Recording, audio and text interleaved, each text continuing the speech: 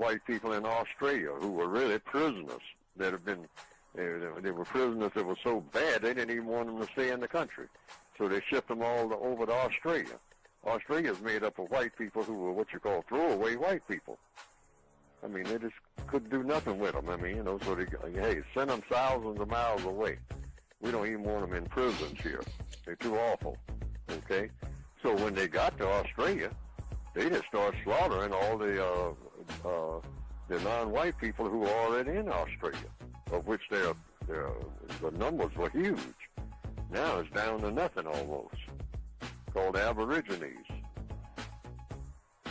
And even in the islands around there, the New Hebrides and all like that, they just went in and started slaughtering people, right and left. All of the dark-skinned people. And then this took over.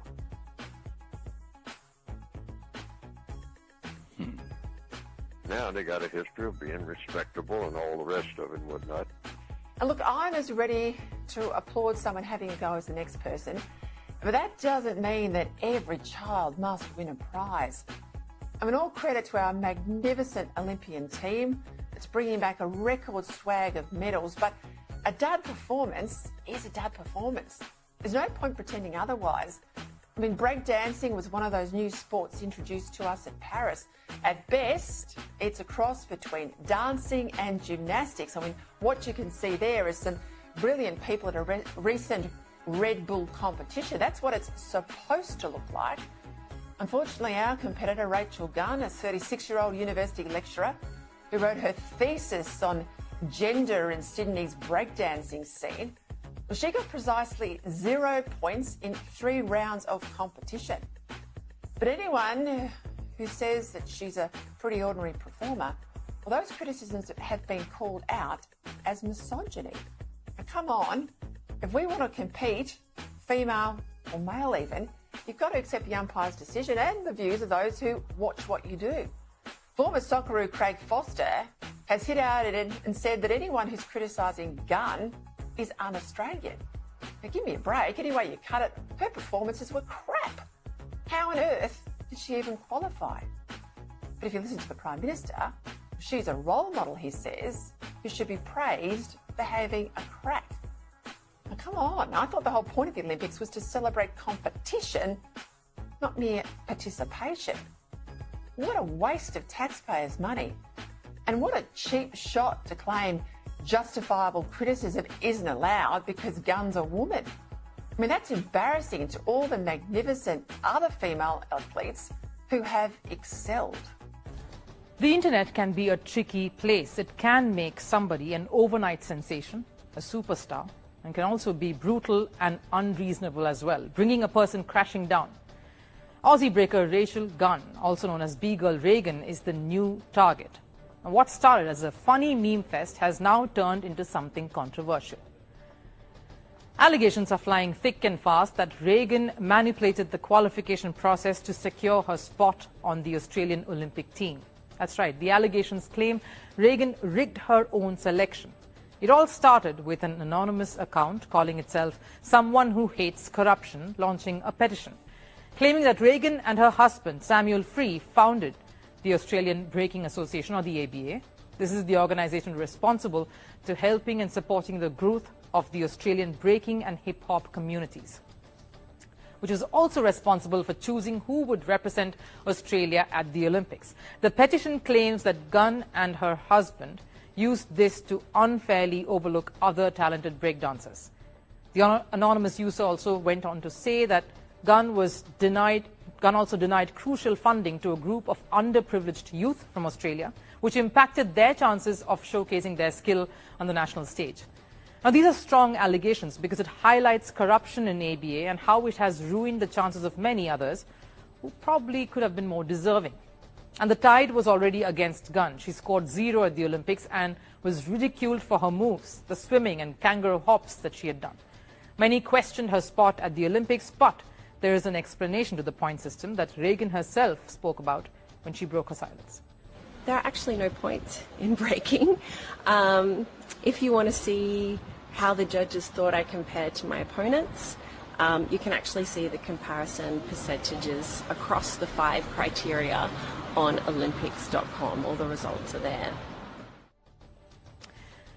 Unlike other sports, there is no point system in breaking. The candidates are judged on technique, vocabulary, execution, musicality, and of course, originality. And Reagan's moves were original, all right. She knew the point system well. But the allegations went beyond her performance. It raised questions over her credibility. And such allegations were bound to catch air. More than 54,000 people signed the petition before it was taken down. So are these allegations true at all? Is there a case of corruption in ABA? In regards to the allegations and misinformation floating around, I'd like to ask everyone to please refer to the recent statement made by the AOC, as well as the posts on the Oz Breaking Instagram page, as well as the WDSF Breaking for Gold page. I'd really like to ask the press to please stop harassing my family, my friends, the Australian breaking community, and the broader street dance community. Everyone has been through a lot as a result of this, so I ask you to please respect their privacy. There was also a theory that floated around that Reagan's husband was in fact one of the judges during the qualifying round. But after Reagan, the Australian Olympic Committee too called the allegations baseless. It is disgraceful that these falsehoods concocted by an anonymous person can be published in this way. It amounts to bullying and harassment and is defamatory. The petition has stirred up public hatred without any factual basis. It's appalling.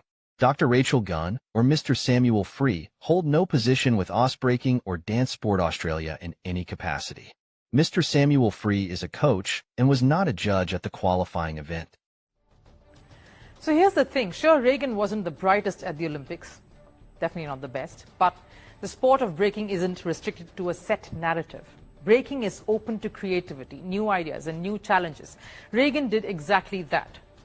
Reagan isn't only a professional dancer. She also has a degree in researching the sport. The breaker has a doctorate degree in media, music, communications, and cultural studies. Her research primarily focuses on the cultural politics of breaking. So she understands breaking. Now, I know academic knowledge doesn't make someone the best dancer, but Reagan proved herself at the national stage before going on to be a part of the Olympics. In 2021, she was the highest-ranked B-girl in Australia. She has represented Australia at the World Championships in 2021 and 2022.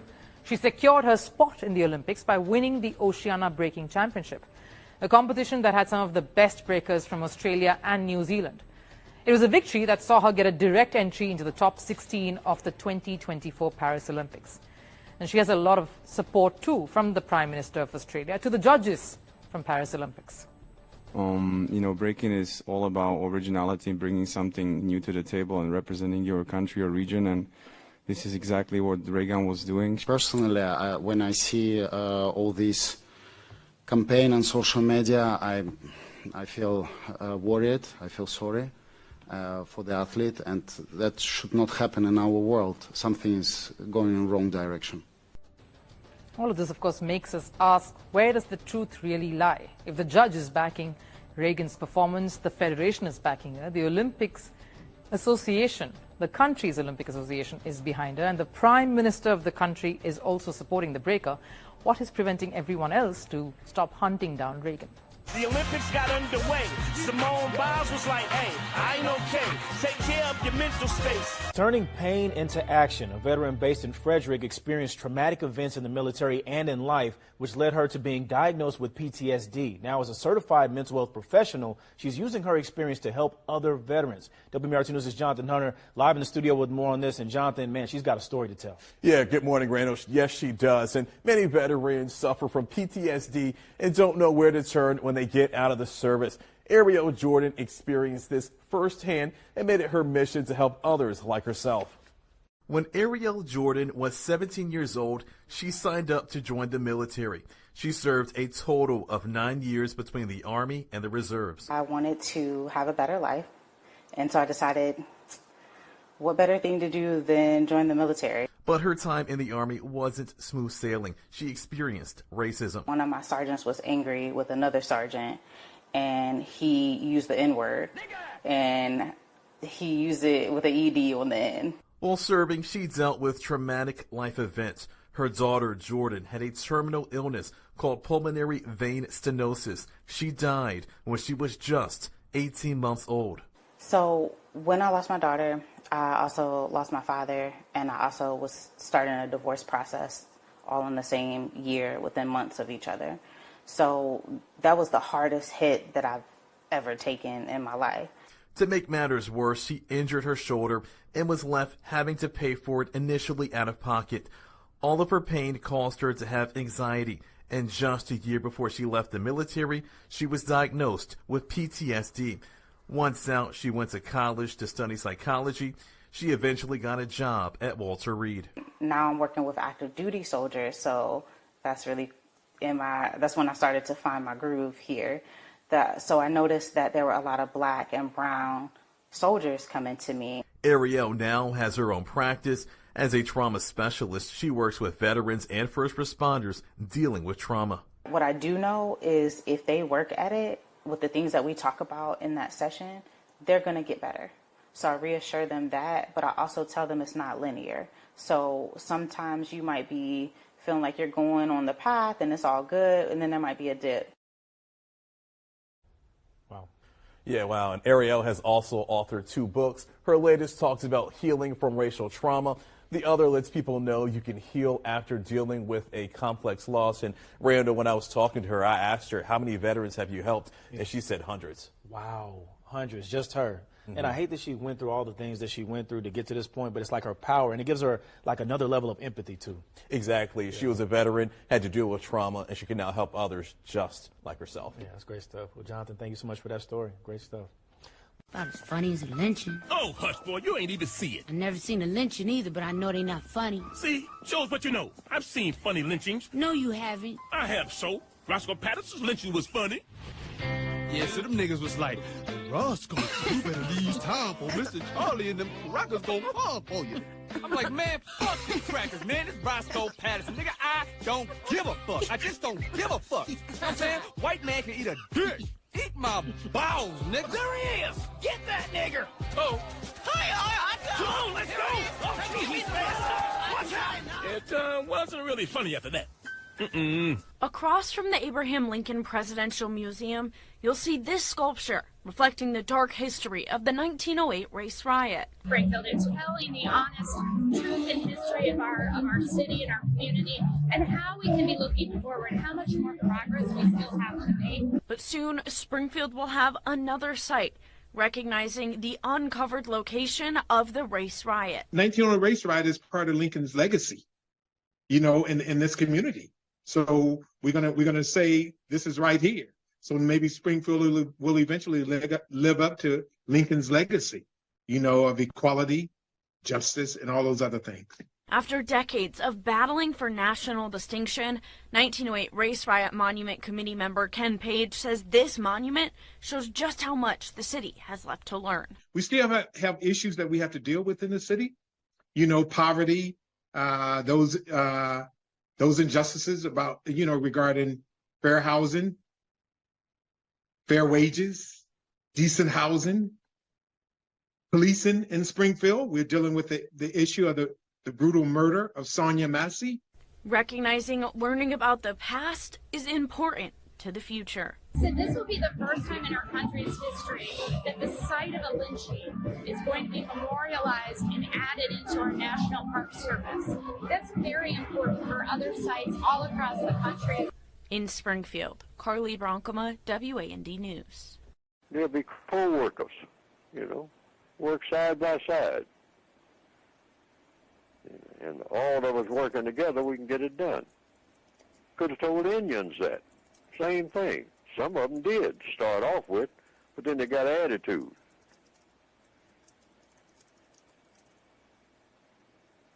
So, you know, we're going to take it all. You know, we ain't going to leave you nothing. Right? Indians said, well, you know, I thought we were going to share. I mean, you know, that's what we sat down at Thanksgiving. I mean, you know, and So we all work together and all like that. Well, I don't think that's a good idea. I think what I need to do is going back to giving you a good whipping, Chief.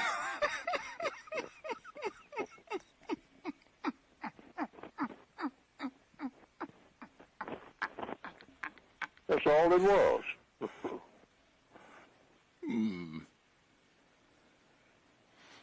Chief said there's plenty of land here for everybody. We got more land than we can take care of and whatnot. So, I mean, we welcome you and all like that. Well, no, I'm going to take it all. Give you a bottle of whiskey. That's what you're going to get out of the deal. Right.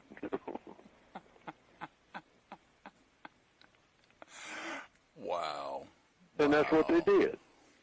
And they admit that they did it. They wrote books about it, bragged about it. Yeah, how many Indians were killed today, you know? Only good Indians are dead Indians.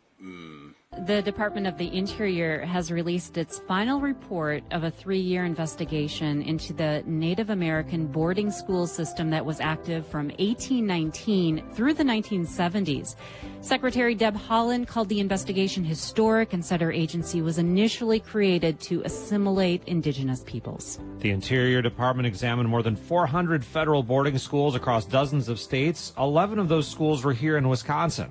The report says nearly 1,000 Native children died while attending these schools, which were set up by the U.S. government to try to erase their tribal ties and cultural identities. To learn more about the troubling legacy of these schools and their impact on Native communities today, we turn to Casey Keeler, Assistant Professor of Civil Society and Community Studies and American Indian and Indigenous Studies at UW-Madison. Casey is an enrolled tribal citizen of the Tuolumne Band of Miwok Indians and citizen Potawatomi. Casey, welcome to Wisconsin Today. Good morning. Thank you so much for having me.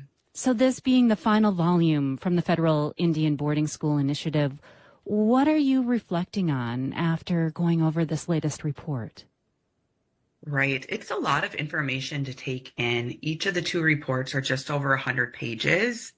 And it's broken up very nicely. But for me, what is most startling is the report, the details on the student deaths, the amount of money, federal appropriations spent on the boarding schools, and really this wonderfully updated list of federal Indian boarding schools across the United States and then territories. The extent of it is really eye-opening to a scholar within the field, but also for those who may not be familiar with this history. It was just so expansive, and the research that went into the reports is really, really remarkable, the extent and the amount of research done.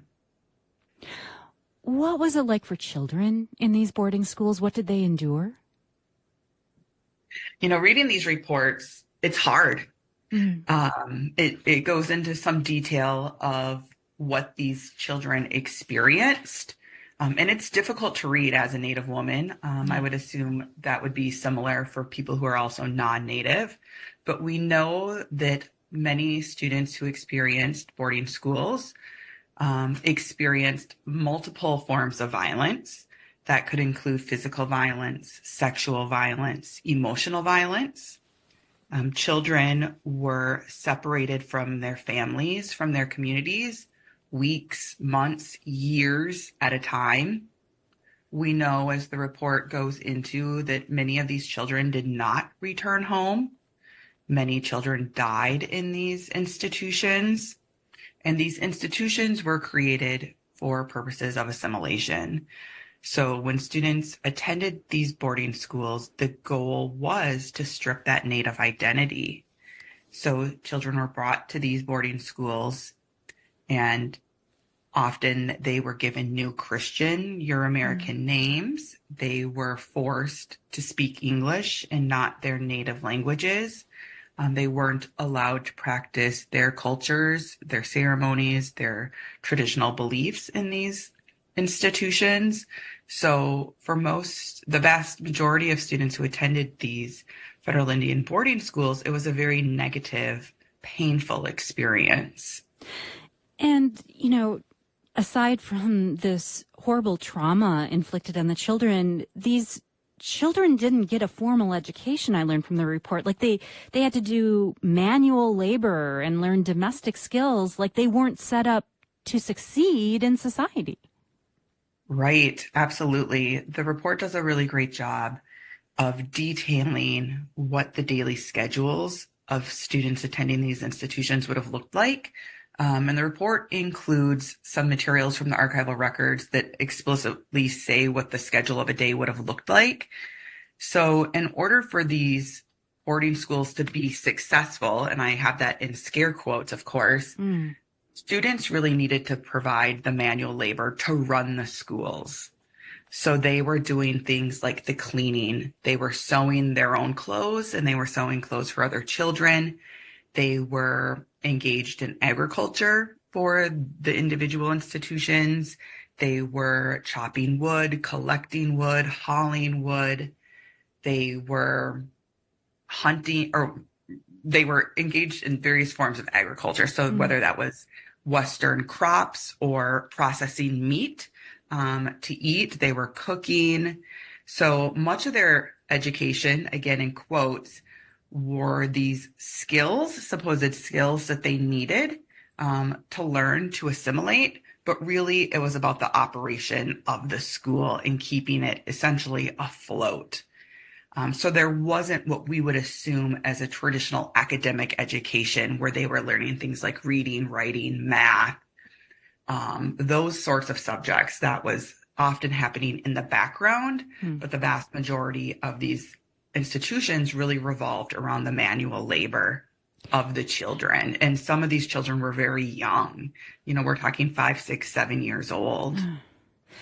Casey Keeler is with us, Assistant Professor of Civil Society and Community Studies and American Indian and Indigenous Studies at UW-Madison, as we talk about the latest investigation into Native American boarding schools by the Department of the Interior. Casey, the first volume of the investigation estimated over 500 student deaths. This new report increases that number to at least 973 children, and then acknowledges the figure is incomplete. What is your reaction to the increased estimate of deaths? Right. This was one of the most startling aspects of the report to see. So the report states that at least 973 American Indian child deaths were documented between 1819 and 1969. So when I see that figure, for me, I immediately know that this figure is an undercount. And throughout the report, there are instances where they explicitly say that this information is not complete. And I think this is one of the points in the report where you really need to think about what that means. So these are the documented deaths of Indian children at the boarding schools that were actually recorded and reported somewhere in the archival record. But this, again, is a number that I would say is significantly underreported. But a lot of times we won't know that actual number because it was not in the schools and the administrators' incentive to report and document to log these that, deaths. to document that. Yeah, that history trying to be erased. You know, this investigation really fully led by Department of the Interior Secretary Deb Haaland, saying in a statement that it is meant to detail the damage done to Native Americans by the federal government. And she said the Interior Department is the same agency that was created to assimilate Indigenous peoples. One of the reasons I launched the Federal Indian Boarding School Initiative was to ensure that this important story was told, that all of America knows of the intergenerational impacts of these policies, and that we as a nation take steps to heal from them. Casey, how do you view the ripple effect here, the lasting effects of family separation and trauma by this system? Right. Well, we know that the boarding school system was in operation for over 150 years. So in many Native families and Native communities, there are multiple generations of individuals who attended these boarding schools, sometimes 2, sometimes 3, sometimes more. So this was very generational in nature in terms of actual individuals who attended the schools. but we also see the lasting repercussions of the boarding schools through intergenerational trauma. And the report goes into various scientific studies, health studies, medical studies that examine the way that American Indians who attended boarding schools have lower physical health statuses than those who did not. And additionally, the report references studies that look at the epigenetic alterations that were transferred from parent attendees of boarding schools to children, those children who did not attend the boarding schools. So we know that this trauma is passed in DNA generationally. We also know that the legacy of the boarding schools shows up in today's health outcomes that we see in American Indian communities, and that can look like high rates of diabetes, high rates of alcoholism, high rates of suicide, and so much of this is directly linked back to family separation. And family separation is this boarding school experience, but also family separation from American Indian adoption and foster care programs of the mid-20th century that really grew out of the boarding school era. And in the boarding school era, the federal government has had at least 11 known of these schools here in Wisconsin. How here in our state do we digest this? Do we process this and start to heal? Right. I think there's so many opportunities to begin to process this, digest this, and begin to heal. This is something that the report really pushes for in terms of funding, is the healing, specifically with the American Indian communities. So that's one aspect of it, is how do we support American Indians and tribal communities who are impacted by the boarding schools? And then the other half is how do we educate and inform non-Native people? How do we teach this history in a responsible and respectful way so we can also continue that healing process? So I think there's so many opportunities, both in K through 12 education and also at the collegiate level. And here in Wisconsin, as you mentioned, there were 11 boarding schools across the state. So this is something that significantly affected Wisconsin in every region of the state. Casey, thank you for joining us. Thank you so much for having me. Casey Keeler, Assistant Professor of Civil Society and Community Studies and American Indian and Indigenous Studies at UW-Madison. Casey is an enrolled tribal citizen of the Tuolumne Band of Miwok Indians and citizen Potawatomi. I'm getting in the elevator, and these two high school white boys tried to get on with me. And I just dove off. I said, y'all ain't killing me.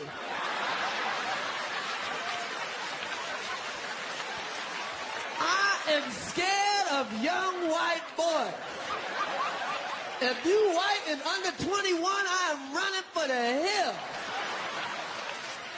What the hell is wrong with these white kids shooting up the school?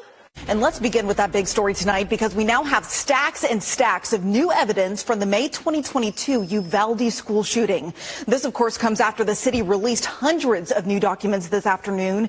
And we're talking audio, video, social media logs, the works, all giving us a lot more insight tonight as to what led up to that tragic event. Of course, we remember that tragic day, Monday, May 24, 2022. A gunman entered Robb Elementary School and killed 19 young students and 2 teachers. Several news outlets, including CBS News, suing the city of Uvalde to get them to release more files. So our Olivia Leach is combing through those documents tonight. And Olivia, I know you had a lot to get through, but really walk us through what you've learned. Well, Amelia, what was released today offers new details about that massacre and the botched police response. A team of us have been looking through them for hours now. The new files include body cam video from responding officers, police reports dating as far back as 2018, and even the shooter's own social media posts. We must warn you, some of what you're about to see is intense and might be difficult to watch. New tonight, never before heard 911 calls from teachers inside Robb Elementary School. Uvalde County 911. Uvalde County 911. We have an active shooter at Robb Elementary has an active shooter. Robb Elementary has an active shooter. Somebody's shot. I gotta go. I can't let them hear me. Okay. It's okay. I understand. Hurry. Okay, hurry. And in this police officer body cam video, you can hear officers pleading with 18-year-old shooter Salvador Ramos. Please don't hurt anyone. These are innocent children. Please put your firearm down. We don't want anybody else hurt. And then, more than 70 minutes after the shooting began, the officers finally breached the door where the shooter was barricaded. Watch the kids! Watch the kids! Watch the kids! Watch the kids! Hands up! Minutes later, former Uvalde School Police Chief Pete Arredondo is seen in the hallway. Before the documents were released, Arredondo and his attorney were asked by CNN why it took officers so long to enter the classroom. We were shot at, and we backed off to think, okay, now we know where he's at, because we didn't know where he was at. That's when we took fire and backed out and realized, okay, now we need to come up with a plan to get back up there. We're also learning that the shooter's uncle called 911 multiple times during the shooting, pleading with police to let him talk to the shooter to stop him. The thing that's happening at Robb right now. Okay. My nephew. Who's your nephew, sir? I was wondering maybe he could listen to me, because he does listen to me. Everything I tell him, he does listen to me. Maybe he could stand down or do something, just turn himself in. Oh my God, please, don't do nothing stupid. We're also learning more about the shooter's past, including a report from 2018 when a student raised concerns about him, reporting an obsession with the Columbine school shooting and talking about carrying out a school shooting because he was teased and bullied. Well, certainly this was a lot to take in, of course, Olivia. I mean, just that 911 call, just hearing that emotion from the uncle, just heart-wrenching. So it's needless to say, the information released today, it's staggering. But as you've been combing through all of this evidence, what could you share really stood out to you as you looked at everything that unfolded today? Well, Amelia, beyond all of the hours of video and audio files released today, there are dozens of documents. One includes a written narrative from Uvalde PD officers who responded to Robb Elementary School that day. Some of their reports are several pages long. Others are only a few sentences. We also received a compilation of 1,300 pages of emails sent to then Mayor Don McLaughlin. We reviewed them and found everything from notes of support from fellow mayors to questions from media outlets and criticism directed at the Uvalde Police Department. Amelia? Thank you so much, Olivia, for keeping on top of this really big story tonight. Appreciate it. So, you know, these events that keep coming up, instead of just reacting, dealing with them one at a time and being shocked each time we have another event that surfaces that is brought to our attention, we need to function from the position of an analysis that clarifies we are in a total system structure of racism, white supremacy, and that is why we are seeing the kinds of behaviors from individuals, be it Donald Sterling or be it George Zimmerman or any of the other cases that come to our attention. There is a reason that these cases exist. And I want to also talk about, in this case, they talked about mental health, but also gun control. And we have to begin to understand, I say you can't understand the gun mania if you don't understand racism, white supremacy. The gun is the answer to conscious and or subconscious, the answer, the response to the white collective feeling they can be genetically annihilated by black genetic material. And the gun is a great equalizer. I encourage everybody to get a copy of the ISIS papers and read. A trial starts in Florida today for a woman who shot her neighbor.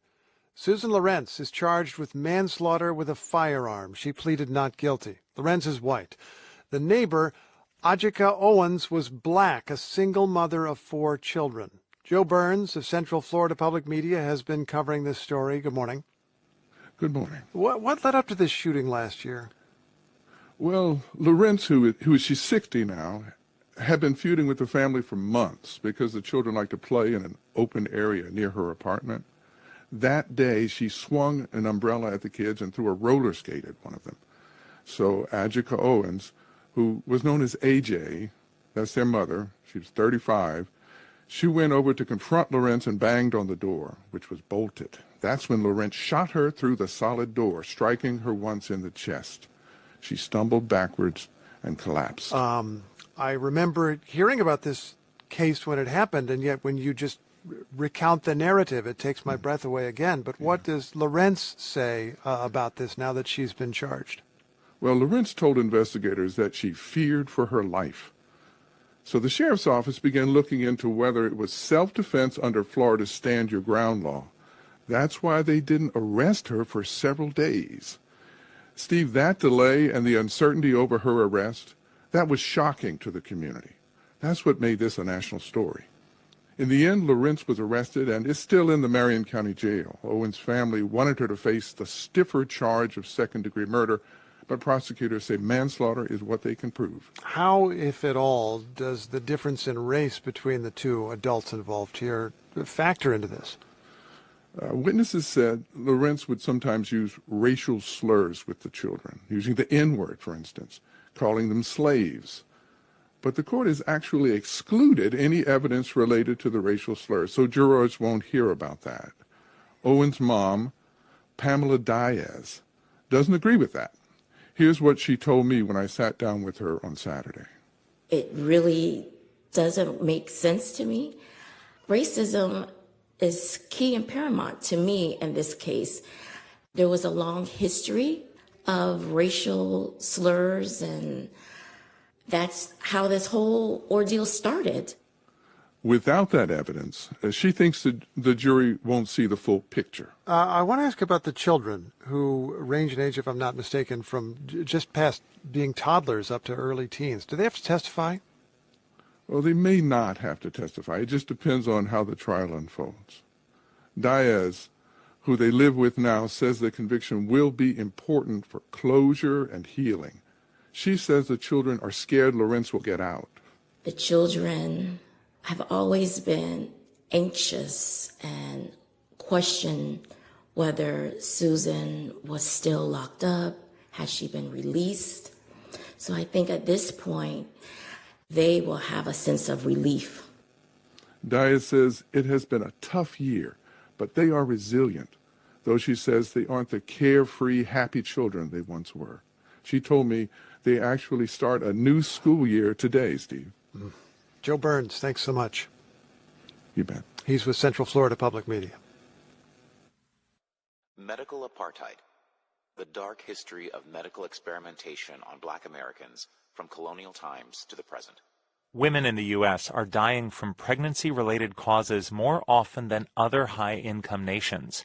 For Black and brown women, death rates are even higher.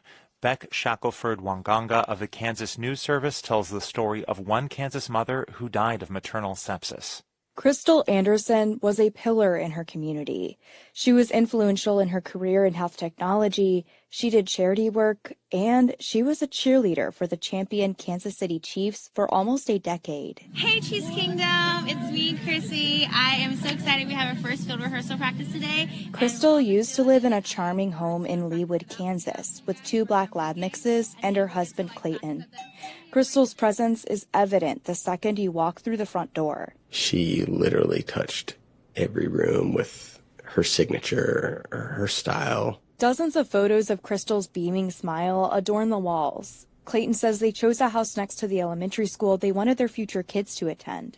But now, Clayton and the dogs live alone. In March, Crystal died suddenly from cardiac arrest brought on by maternal sepsis after she gave birth to their stillborn daughter, Charlotte. It's very quiet without her here and now. You know, there's a difference between being alone and being lonely, as I'm finding out. Clayton says he's had a lot of visitors, but he still feels lonely. Crystal was a Black woman, and a lot of the people dying look like her. National maternal death rates for people of color improved in 2022, but they still make up a disproportionate amount of deaths. In Kansas, the state's Maternal Mortality Review Committee says that between 2016 and 2020, more than 60% of pregnancy-related deaths were among racial and ethnic minorities. All Black women, no matter the socioeconomic status, are experiencing these challenges in the healthcare system, again, which are proving to be deadly for us. That's Jamila K. Taylor, president and CEO of the Institute for Women's Policy Research. Taylor says maternal mortality rates are especially abysmal for women of color because of systemic racism in the health system. She says Black women are often ignored by doctors. Taylor says policy change, increased anti-racism training, and more funding for community health workers are just a few solutions to the issue. So there's the picture of, I still have that, it's our ring holder. Back in Leawood, Clayton Anderson flips through his wedding album. You'll notice, with all of her wedding stuff, the girl loves sparkles. Crystal was 40 when she died in a hospital a few days after delivering her stillborn baby. Clayton says this was her second stillbirth. Their son died in 2022. Crystal also suffered from sepsis then. Clayton says he wonders if things would have been different if Crystal's doctors were more attentive or if they'd had more appointments. I shouldn't ask myself those questions, but I do at night, every night, and, I have trouble sleeping because of those questions. Crystal's parents, Bertha and Burnett Johnson, also have questions about their daughter's death. But for now, they want her to be remembered for the incredible, loving person she was. She would always give the clothes off her back to people, and try to make people fit in. Bertha says she and Crystal used to talk on the phone daily, sometimes more than once. She can't wrap her head around Crystal's death. God needed an angel to take care of all those babies that she so wanted. She has tons of babies now. For NPR News, I'm Beck Shackelford-Wanganga in Kansas City. Medical apartheid, the dark history of medical experimentation on Black Americans from colonial times to the present. The World Health Organization says it expects more cases of Mpox to be detected outside Africa in the coming days.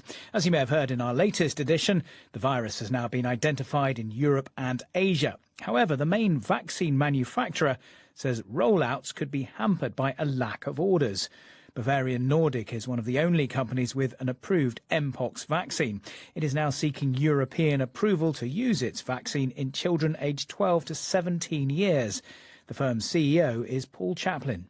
We're going to need to try and make sure that our vaccine supply is sufficient and maybe involving other manufacturers to increase capacity. Having said all that, the situation in Africa has been evident the whole of this year. And the only dose order that we've received is the recent order from HERA, where they ordered 175,000 doses, which we topped up with a 40,000 dose donation. So while there's a lot of speculation and a lot of concern, quite frankly, apart from media, no one is really contacting us for doses. The disease, formerly known as monkeypox, has been declared a global emergency after a surge in cases across Africa. The WHO has appealed to wealthy countries not to hoard vaccines and to ramp up production. Its spokesman, Tarek Yashavaric, explained what's being done to improve access to preventative treatments. Vaccines that exist right now as a preventive tool, we are all looking now that we have this declaration of global health emergency, we are hoping to put in place and start mechanisms that already exist to roll out vaccines in countries that are experiencing outbreak. This will not be mass vaccination. This will be just for targeted groups that are at a high risk of exposure. We are now working with the manufacturers, and we also looking how we can get those doses into Democratic Republic of Congo that has seen the biggest outbreak. They have seen 15,000 cases and more than 500 deaths this year, which is much, much larger than what we have seen in previous years. So we are really looking, there are a number of steps to be done. Tarek Yashavaric of the World Health Organization. Listen, this up Just touching on some real issues right here tonight, that's all. That's all. I want y'all to observe the excellence here. BX providing the Sonics, my man, Minnesota. I'm letting the beat ride out because it's a part that I like when it come up, you know what I'm saying? I take this time to say what's up to my family. You hear that? You know what I'm saying? For sure. Just observe the excellence of that. That's many. Stay back. Fall back. With the guitars. It's hip-hop music. It's good enough to speak for itself. And you gotta do right by it. Minnesota. Ain't no black people in Minnesota. Former President Donald Trump and his surrogates are criticizing Tim Walz over his handling of the George Floyd protests. Well, Tim Walz, as we know, is governor of Minnesota and now Democratic vice presidential candidate. The criticism centers on whether Walz deployed the Minnesota National Guard quickly enough to quell the unrest that erupted after Floyd's murder by a Minneapolis police officer back in 2020. Walz has defended his actions, and as we're about to hear, his response to George Floyd's killing goes beyond the protests alone. Here with more, Minnesota Public Radio senior editor Brent Williams. Hi, Brent. Hi. Take us back to the summer of 2020. Walz, he has said he underestimated the size of the crowds. He underestimated their level of aggression. Did he adjust his response in light of all that? Yes. In the following days, Governor Walz deployed what turned out to be the largest Minnesota National Guard presence since World War II. And the State Patrol, which Walz also oversees, was directed to help Minneapolis police respond to further protests. However, Walz and officials with the state's Department of Public Safety wound up being heavily criticized after State Patrol troopers arrested hundreds of people that were demonstrating on an interstate highway. Mm-hmm. And that action resulted in sharp rebukes from activists and at least one Minneapolis City Council member.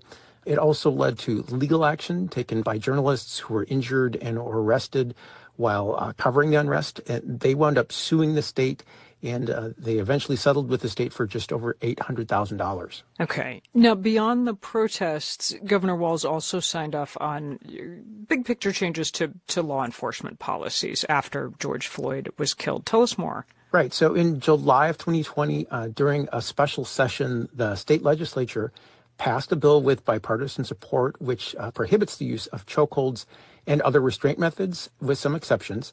The bill also outlawed what's called warrior training. The bill mandated training for peace officers who are dealing with people with autism or experiencing mental health crises. And here's what Governor Walz had to say after signing that bill. Every single person, every single Minnesotan deserves to feel safe and protected in their communities. This bipartisan piece of legislation moves us towards a critical step towards criminal justice reform. Right. And it was bipartisan legislation, although I remember that came in for all kinds of criticism from the left and the right. One more thing for you to fact check for us, because Governor Walz also played a role in the prosecution of Derek Chauvin. Derek Chauvin, the officer who was later convicted of George Floyd's murder. What was his involvement? Right. So Governor Walz took the case out of the hands of the Hennepin County Attorney's Office, and he assigned it to the state Attorney General, Keith Ellison, who wound up increasing the severity of the charges. Ellison added a second-degree murder charge to the counts against Derek Chauvin. He also charged the 3 other officers that were involved. And then around the same time, the state's Human Rights Department opened an investigation into allegations that the Minneapolis Police Department engaged in ongoing discrimination against communities of color. And that investigation has resulted in a court-enforced agreement between the state and the city of Minneapolis. And that agreement mandates a series of pretty significant reforms that are designed to encourage non-discriminatory policing. Brent Williams, senior editor at Minnesota Public Radio. Thank you, Brent. You're welcome. So Sonia Massey, someone from Illinois, an unarmed black woman, was shot the other day in her home by a deputy sheriff. The deputy has since been charged with murder. You've said police would get immunity for prosecution if you win. Why should someone like that officer have immunity, in your opinion? Immunity? Immunity. I don't know the exact case, but I saw something, and it didn't look good to me. It didn't look good to me. Are you talking with the water? Sonia Massey's family is still in a state of shock tonight, nearly a month after video of her death hit the internet. Police body camera footage showed Massey handling a pot of water in her home when an officer drew his gun and shot her 3 times. For the first time tonight, we're hearing from her aunts who live in North Texas. Yeah, Sydney Percy just spoke with them and joins us here in studio with more. Chris, Izzy, it was a very emotional interview tonight. Sonia Massey's shooting has made headlines now for a month. That body camera video sparking rallies and prayer vigils nationwide. The officer who did it claimed he shot her in self-defense, but was charged for her murder. Tonight, I sat down with Sonia's family, who told me they don't want people to look away from what happened to her. Sheriff's Office. 38 days ago, Springfield, Illinois. Oh, we heard you. You called us. Sonia Massey called 911 to report a suspected prowler. You better not. I swear to God, I'll shoot you right in your face. Okay, I'm sorry. Drop the top. Responding officer Sean Grayson shot her dead. 19 shots fired. Shots fired. Shots fired. In the head.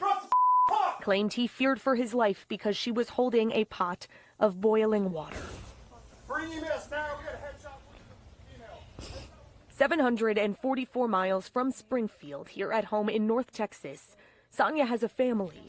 Her Aunt Rita and Wanda moved from Springfield years ago, where they watched their dear niece grow up. She was the same person that she was growing up, loving, but tell you she loved you and say great things to you. Sonia's mother is their sister. And for something like this to happen, you know you'll never ever see them again.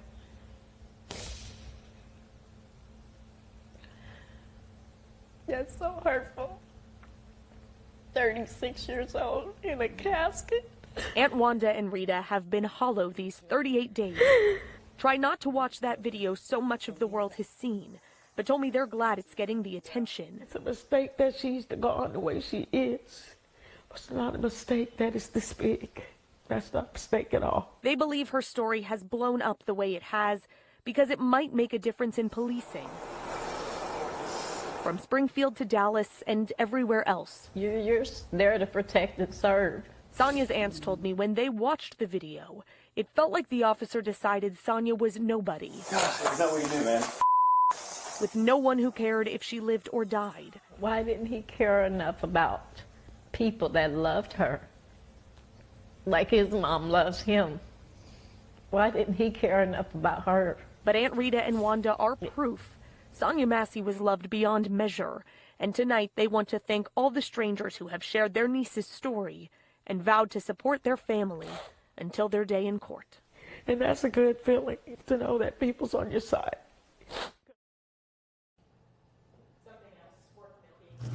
His son, that was Sonia's cousin, was also killed just 4 years ago. This is an old picture of them together. Again, just so much heartbreak for this family. Let me say something that gets to the very crux of the matter, and this may be offensive for some to hear who are not on the side that we're on. White people, we have been the problem for 400 years. Say that again. Let me say it one more time for those of you who didn't hear me. White people, we have been the problem for 400 years.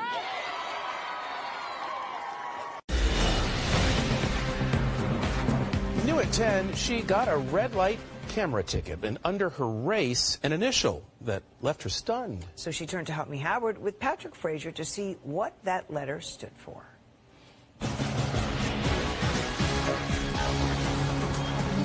It was a question I had never asked because there was never a reason until now.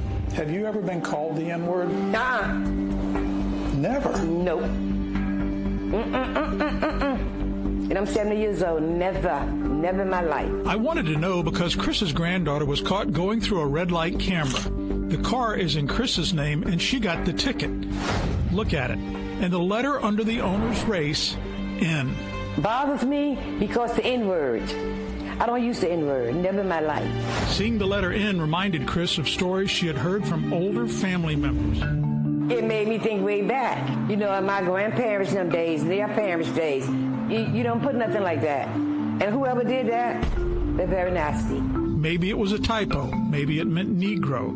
But Chris says police can look at her driver's license and see her face, which convinced her it was intentional. It say "and," that means, but they should have put black. Chris was so aggravated she used the word she despises and wants to make sure she never sees that letter N under race again. So if somebody think I was not gonna see it, but they dumb because I seen it. That's why I call. Help me out. The ticket came from the Miami Beach Police Department. We contacted them. A few days later, they wanted to meet with Chris and me. We're very transparent, right? And we really believe in if there is room for improvement, we'll improve, and we have done that. It turns out no one was using the N-word. When you explain it all, it makes perfect sense. Alan Chin handles red light camera violations for the department. He showed us what happens when he writes NA for not applicable under race. It prints a single digit. So instead of NA, it will be N. When I put gender, obviously it's N for male, F for female. A company in Colorado prints the tickets changing NA to N. And Chris wanted to make sure the department knew how much that computer printing one letter affected her. Some people get hurt because of this. It hurted me bad. The police chief, Wayne Jones, had met with his staff to fix the problem. I so appreciate you reaching out to Patrick Frazier on this, because quite frankly, we don't want to have this happen again. We don't want anybody to feel the way you felt. Instead of NA, which the computer turns to the letter N, under race and sex, the department will type UK for unknown, which will then print out as U under both race and sex. And so are you satisfied with the explanation? And yes. This is how positive change is made, because people like you see something that needs to be corrected. You speak up through Patrick. In this case, it's being corrected. This was impressive by Miami Beach, but the state doesn't use the category race on the driver's license. Why do they require police departments to even include the category of race on a ticket? The smart thing is for the state to quit requiring race on a ticket to avoid any problems at all. Miami Beach eliminated the N letter on their violation notices. We're happy because Chris is happy. They straightened everything out. They did a very good job. And I thank Patrick for helping me out mostly. Thank you, Chris. She saw a problem and helped get it fixed. If you see something that needs changing, you can do it. And if you need help doing it, call us. A letter bothered you? Ready for the green light to solve it? Initial contact with us to race in to help you. With this help, me, Howard and Patrick Frazier.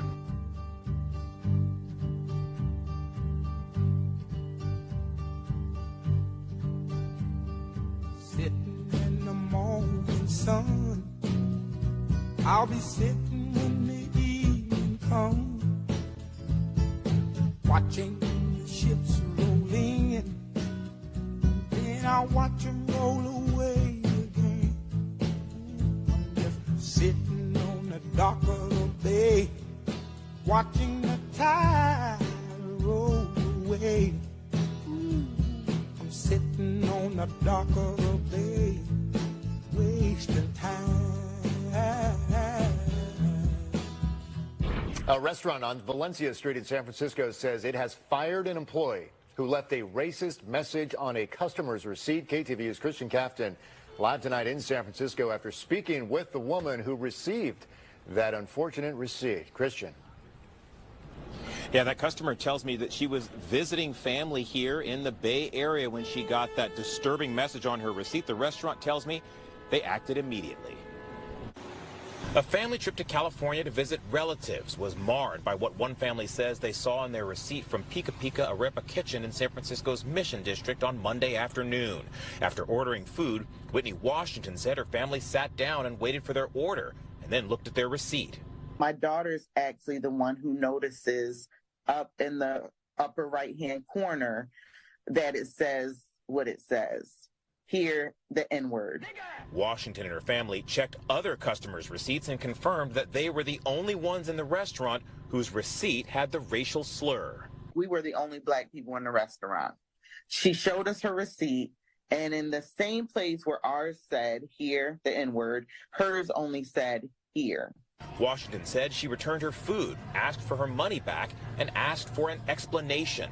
I pointed to the here N-word, and I said, do you know what this means?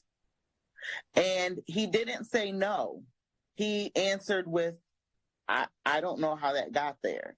Washington said the employee took the receipt from her, but not before she was able to snap a photo of it. She also said when she asked to see a manager, he said there was no manager on duty. I am so glad that I can talk to you to clear this matter because it's totally unacceptable.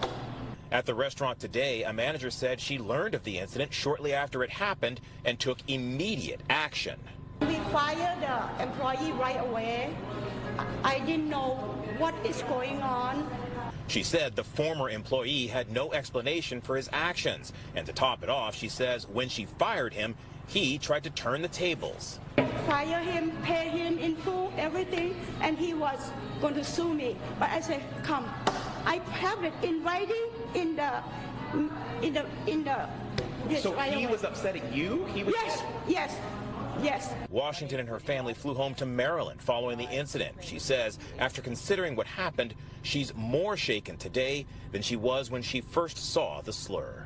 I know some people use that term culturally interchangeably. That is not a word that I use in my home. My children don't use that word. We don't call people that word. Nobody calls us that word. And San Francisco police confirmed for us this afternoon that they did receive a report about the racist message. At this point, it's not clear where that investigation will go from here. Washington, meanwhile, says that while she is shaken by her experience, she says she's also seen the beauty and diversity of San Francisco. She says when she was confronted with racism, she thought it was important to speak out and fight back. I'm Christian Cafton. We're live in San Francisco. Back to you. Did you say you saw someone steal a police horse this week? I'll send you the video, Gus. I sent it to the firefighter. All-time classic. All-time. It might have topped when they pulled Reginald Barry out the car, Reginald Denny out the car. I mean, this was I'm going to send it to you. The brothers had his black power fist, and they're like, where did you get the police? They stole a come on. I'm wounded. From the police. I'm wounded. I'm going to send it to you. I'm wounded. I'm totally wounded. That's Chicago. Gus, I just want to report that stealing the horse was a false report. The guy who was videotaped, he actually owned that horse, and he was falsely accused of stealing a police horse, and basically got his car spray painted saying, "Return the horse." Yeah. So that was a false report. I can't do it. The UK has launched a war, not the kind you're thinking about. The UK is fighting fake news. The government is launching a survey of its school curriculum across primary and secondary classes. They want to change the syllabus and introduce media literacy in schools. Students will be taught to spot fake websites during computer lessons and identify half-truths in news reports during English lessons. At a time when disinformation is pervasive, experts are hailing this as a smart move. And the UK is not alone here. Which other countries have introduced such education reforms? And what is media literacy? Here's our report. On July 29th, 3 young girls were stabbed in the UK's Southport. As public anger grew, misinformation spread like wildfire on social media about the background and religion of the suspect. Soon, rioting began across the country.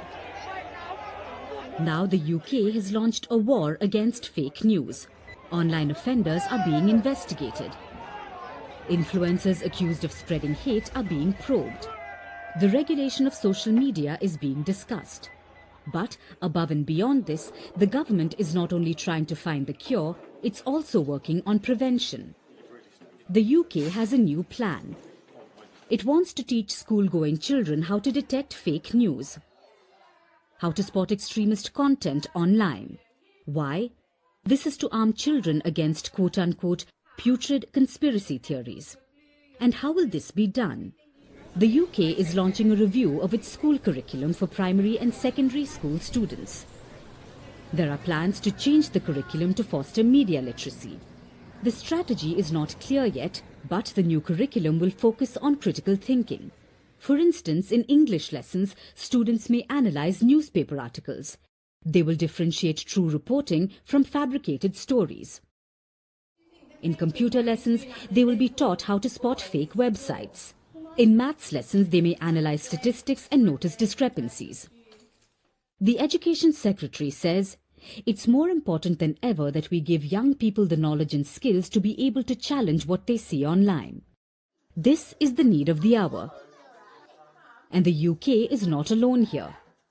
In the US, 18 states have enacted formal media literacy education standards. This year, California is expected to join the club. The Indian state of Kerala has a similar program. Students of classes 5 to 7 are being taught how to identify fake news. The curriculum includes lessons about the rights and wrongs of internet and social media. These are recent initiatives, but some countries are way ahead of the curve, like Finland. It launched a fake news initiative as early as 2014, where school children are taught how to identify bots, image and video manipulations, half-truths, and false profiles. In fact, Finland is one of the most media literate countries in the world, followed by Denmark and the Netherlands. Experts say media literacy classes in schools are imperative, especially when distrust in media is at an all-time high. When most children and young adults are getting their news from social media, when content created by artificial intelligence is everywhere. And it's not just about social media. For instance, according to a Stanford survey, 80% of middle school students believe sponsored content is a real news story. This goes to show how crucial media literacy really is. It goes much beyond simply spotting fake news. It's about creating media thoughtfully and assessing the influence of what we see on a screen on our opinions. So the UK has taken a step in the right direction. Children everywhere can only hope that other countries get with the program. Hitler had the supreme fascist state. And what was he worried about in Europe and in Germany? He was worried about white genetic annihilation. What is everybody in Europe worried about now? White genetic annihilation. All these people from Syria coming up in here. A new film released this past week in the UK addresses the country's complicated relationship with racial and religious identities. It hits the screens just as far-right protests against Muslim communities and immigration policies had rocked and shocked dozens of British towns and cities. From London, Willem Marks reports. After the shocking murder of 3 young girls at a Taylor Swift dance club last month, the town of Southport came together to commemorate their lives. But just hours after that impromptu vigil, as online social media posts incorrectly identified the suspect as a Muslim immigrant, dozens of masked men surrounded a nearby mosque. The violence that ensued overwhelmed police and horrified much of the local community. But it also spawned many more copycat riots nationwide, forcing Britain's latest public reckoning with race, racism and intolerance that is still sometimes directed at minority groups in an increasingly multicultural country. It's the kind of occasionally uncomfortable reckoning that is at the heart of a new British movie, Sky Peels, that premiered this past Friday. It centres on a young British Asian man called Adam Mohammed, played by actor Farouz Ayoub. He works at a service station on a busy British highway, and comes to believe his South Asian father was in fact an extraterrestrial, as he explains in one memorable scene to members of a shocked therapy group. If you've got anything to share, please feel free. It's what we do here. I think my dad might have been an alien. Ayoub, as Adam, asks searching questions about personal identity, as he quietly and rather eerily examines his place in the world. Do you ever wonder if you're in the right place? Like, this is where you were supposed to end up? The British Film Institute released the movie in the UK, the first feature from writer and director Moin Hussain, who has a mixed English and Pakistani heritage that he says played a part in his decision to develop this project. It's a sense of not like being sure as to where to place yourself, having a foot in both camps, but not entirely being part of another. With this film, I guess I just dialed that up to 11 really. Took it to its biggest extreme in terms of these ideas of, alienation and communication and contact. He says the film is also about isolation and loneliness that often drives people's confusion around identity and sometimes motivates misguided violence of the kind seen recently across Britain. It's this fact that we don't feel we can place ourselves in the world or understand a world, or in this country at least. I'm sure it's applicable for a lot of places, but definitely it feels like it's it puts the film in a new light. Hussein raises questions in the movie about identity that he says were almost selfishly as much for himself to answer as anyone else. But they seem to have impacted audiences too, with viewers online hailing the film as haunting but also unsettling, as conversations in contemporary British culture about these complex topics often are as well. For NPR News, I'm Willem Marks. I don't want us to lose sight that things are getting better. Each successive generation seems to be making progress in changing attitudes when it comes to race. Doesn't mean we're in a post-racial society. It doesn't mean that racism is eliminated. But when I talk to Malia and Sasha, and I listen to their friends and I see them interact, they're better than we are. They're better than we were on these issues. And that's true in every community that I've visited all across the country. But some of those who've been convicted include two 12-year-old boys who have pleaded guilty and a 13-year-old girl who has admitted cases involved in the violence. What is going on our streets when young teens are getting involved in this sort of disorder? Well, let's talk about this with someone who's worked very closely with teenagers over the years to try and tackle this. This is Pastor Lorraine Jones-Burrell. She's the chief executive of the Dwayne Simpson Foundation and has for many, many years basically trying to help, get peace on our streets. Good morning to you, Pastor Lorraine. Good morning, Julia.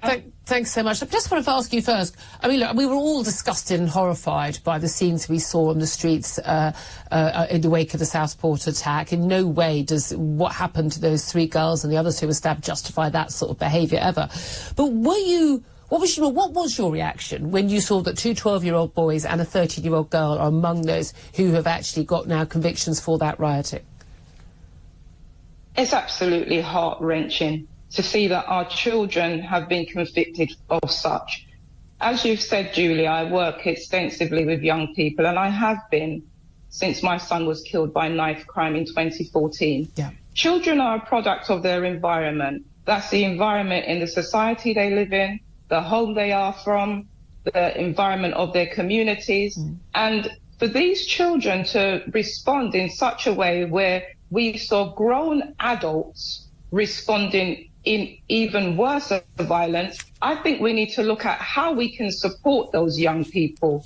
We need to speak to them why they responded in that way and deal with things on a public health response. I think it's a disgrace that the juvenile system is having more and more young people enter into the juvenile system and in prison. I think it's a disgrace to our society because our young people are the future of Britain and they need to be invested in more so that they can run this society better when we're older. Well, I mean, this is the thing, isn't it? And I know there's been a lot of talk over the years, particularly in London, about, knife crime and the spate of knife crime attacks by young black teens against young black teens. And again, I've spoken many times on here on the station I was on before, about how, if it was happening to little white middle-class girls, then there'd be a lot more worry about it in the institutions than there has been about working-class black kids. But it's interesting today that we've got Mel Stride. He's one of the candidates to be the Tory leader, and he said the riots show that white working-class boys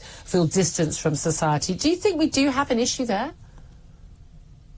I think that the issue that we're having now is something which we really want to get rid of. We're looking at race, we're looking at colour, and we shouldn't be looking at that. We should be looking at the individuals and how we want the society to be that we live in. My stance is on peace. My heart goes out to all races. Just last week, we had an anti-race march against racism, and the majority, Julia, were white. They were marching against these protest and racist acts. They were white. We didn't see much black people for whatever reason, but they were white, standing against racism. What we really need is to bring people back together in harmony, because we will all feel the brunt of it. Yeah, well, exactly, and also because an awful lot of these issues do actually come down to, economics, rather than, again, to someone's pigmentation in their skin. It's about the sort of backgrounds, as you mentioned, that kids are coming from. Where are the dads? Where are the strong, particularly male role models? They're not seeing them at school. They haven't got them at home often. And just the breakdown of family, the breakdown of sort of community, neighbourhood feeling. And that is devastating in many, many areas. Do you think that this is something that this government under Keir Starmer is going to get to grips with? Because, goodness me, I've been a news journalist for so many years, covered riot after riot. It's not the last time, it's not the first time, it's going to carry on happening. And people who are angry, who are disaffected, who feel that, that they don't matter, they are more likely to get involved in this sort of disorder and then have their lives ruined by having that criminal conviction. Whereas, if you're middle class, you've got a nice life, life's going well, you've got lots to look forward to, you're less likely to get involved. So how do we turn that around? Julia, you're absolutely right with what you're saying. I met with Keir Starmer before he was elected as Prime Minister. I met with him on 2 occasions. The last occasion, he met with a group of parents that had lost their kids. And he made some promises to us. He stepped up for the job, and he really, really needs to deliver. The team that he has got together needs to engage with the local community. That still hasn't happened, which I'm really disappointed in. We organised a group of the community to go to Devon just last week, Sunday. And one of the organisers, he lost his son to knife crime, called Mikey. And he done a sports camp on the beach. When he announced that the sport camp has begun, we saw all nationalities coming to the beach, to the scene. We saw white girls, white boys, black girls. Because why wouldn't Asian, it be like that? And that was refreshing to me. What is the message I'm saying? We really need our government to be a man of integrity, do what is needed, and that is in engaging with the community, the grassroots leaders, and bringing our youth together, listening to every problem they have, which stems from the society that we're in. It filters into the home and into the parents. Yeah, I think everything's going to come back to the parents. I really, really do. I think at the end of the day, we talk about community, whether there's a white community or black community or not, it's just, a lot of it just comes down to the individual family units, doesn't it? Really good to talk to you. Pastor Lorraine Jones-Burrell, she's Chief Executive of the Dwayne Simpson Foundation. Of course, that's in tribute to her son, who was fatally stabbed in Brixton back in 2014. Thank you for that. Benedict Spence, it is interesting because race has been brought in massively. I mean, just this debate and all these debates, and it is interesting. I don't know that race is what the issue is. I think race is only an issue in terms of where you see a lot of these problems forming. There are large minority communities, so that's actually why it ends up affecting certain racial blocks, if you like, certain ethnic blocks than others. But ultimately, children end up being products of the societies they're born in. So I think you're right to say that this comes down to the parents, but it does also come down to basic things like what the law is for, what it does, what is being taught in schools, how discipline is enforced. What your expectations are. If children can see that there's no discipline in school, and they also hear and see about, they see the knife crime going on in the streets, they know nothing happens, they see how criminality is simply no longer punished. Why on earth isn't a child who is impressionable and out to test boundaries not going to do those things themselves? Ultimately, that is why it's really important to get a grip on these things, not just for the rest of society, but because it is reflected in what comes afterwards. But again, I think a lot of other parents who are horrified their kids were out there, but also some of these kids, some of the things how they were behaving and what they were saying on the streets, they're getting that from home. Of course, some We're of them getting are. that. Of course, you hear a lot, a few children sort of chanting. My child of 12 or 13 is out on the streets in the middle of a riot, getting involved in violence. I'm sorry, that's my responsibility as a mum. Simple. Your kid will be in military school by the end of the week. Yeah, she made it there alive. Yeah. Now, a UK government minister has said the impact of the riots which hit parts of the UK over the past 2 weeks will be felt for years to come. Thousands of anti-racism protesters rallied in towns and cities across the UK on Saturday, with people taking to the streets in cities including Belfast, Birmingham, Cardiff and Glasgow. It follows the disorder in areas of England and Northern Ireland fuelled by online disinformation following the Southport attack in which 3 young girls were killed. More than 775 people have been arrested. Well, the far right used social media to organise some of those protests. With me is Lizzie Dearden, who is a security and home affairs journalist. And I know, Lizzie, you looked on social media at how these far right groups organise themselves. Just take us through how they use social media. So what we saw was a massive mobilisation following the Southport attack that took in all different parts of the far right, both in the UK and internationally. There was a mobilisation across different social media platforms, which includes X, formerly Twitter, Facebook, TikTok, Snapchat, and also more encrypted and secure platforms like Telegram. And what they were seeking to do was really use the grief and anger and confusion that so many people felt after the murders in Southport to turn that into something that would be useful to them and the way they see the world, and to get their message out to people. And so what we've seen is the use of protests, the use of misinformation and fake news, all by these different groups trying to get their points across about how they say that non-white people are dangerous, how they say that Muslims are dangerous, to a much wider pool of people. And say, for example, on Telegram, how many people would be involved in a group that was talking about protests? Well, Telegram works like other social media channels, for instance, like WhatsApp, in that you can join a one-to-one chat or you can join very large groups. And what we saw after Southport is specific groups set up with that name in the title so that people could find them. Some of them got up to 15,000, 20,000 people in them.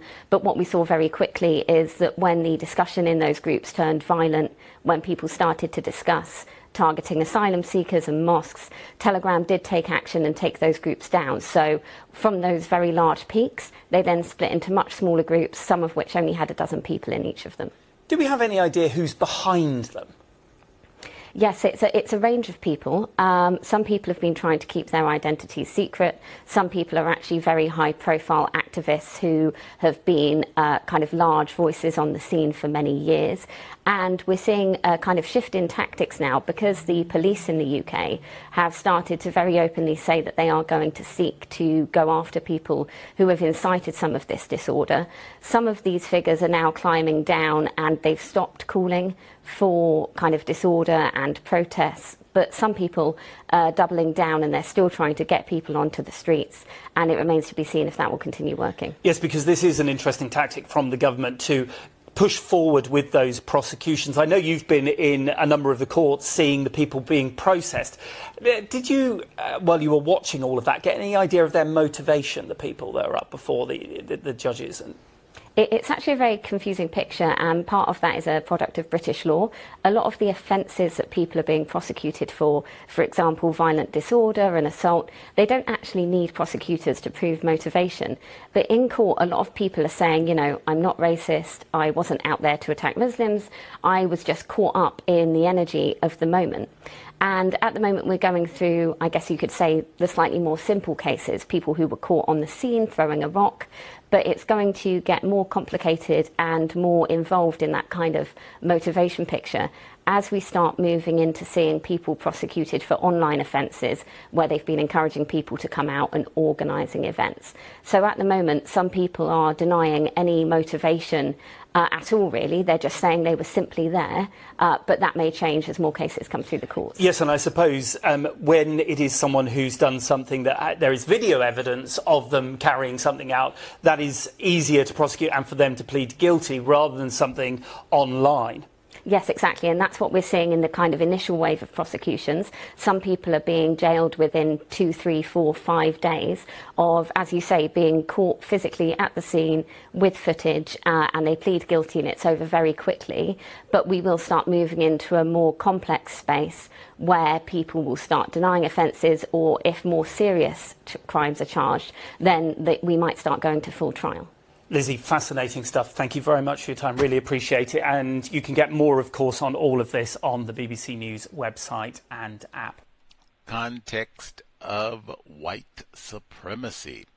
Gus T. Renegade in for another broadcast, hopefully to share constructive information on the system of white supremacy. You can get more information on the UK riots by just continuing to listen to the cows. More UK guests should be coming.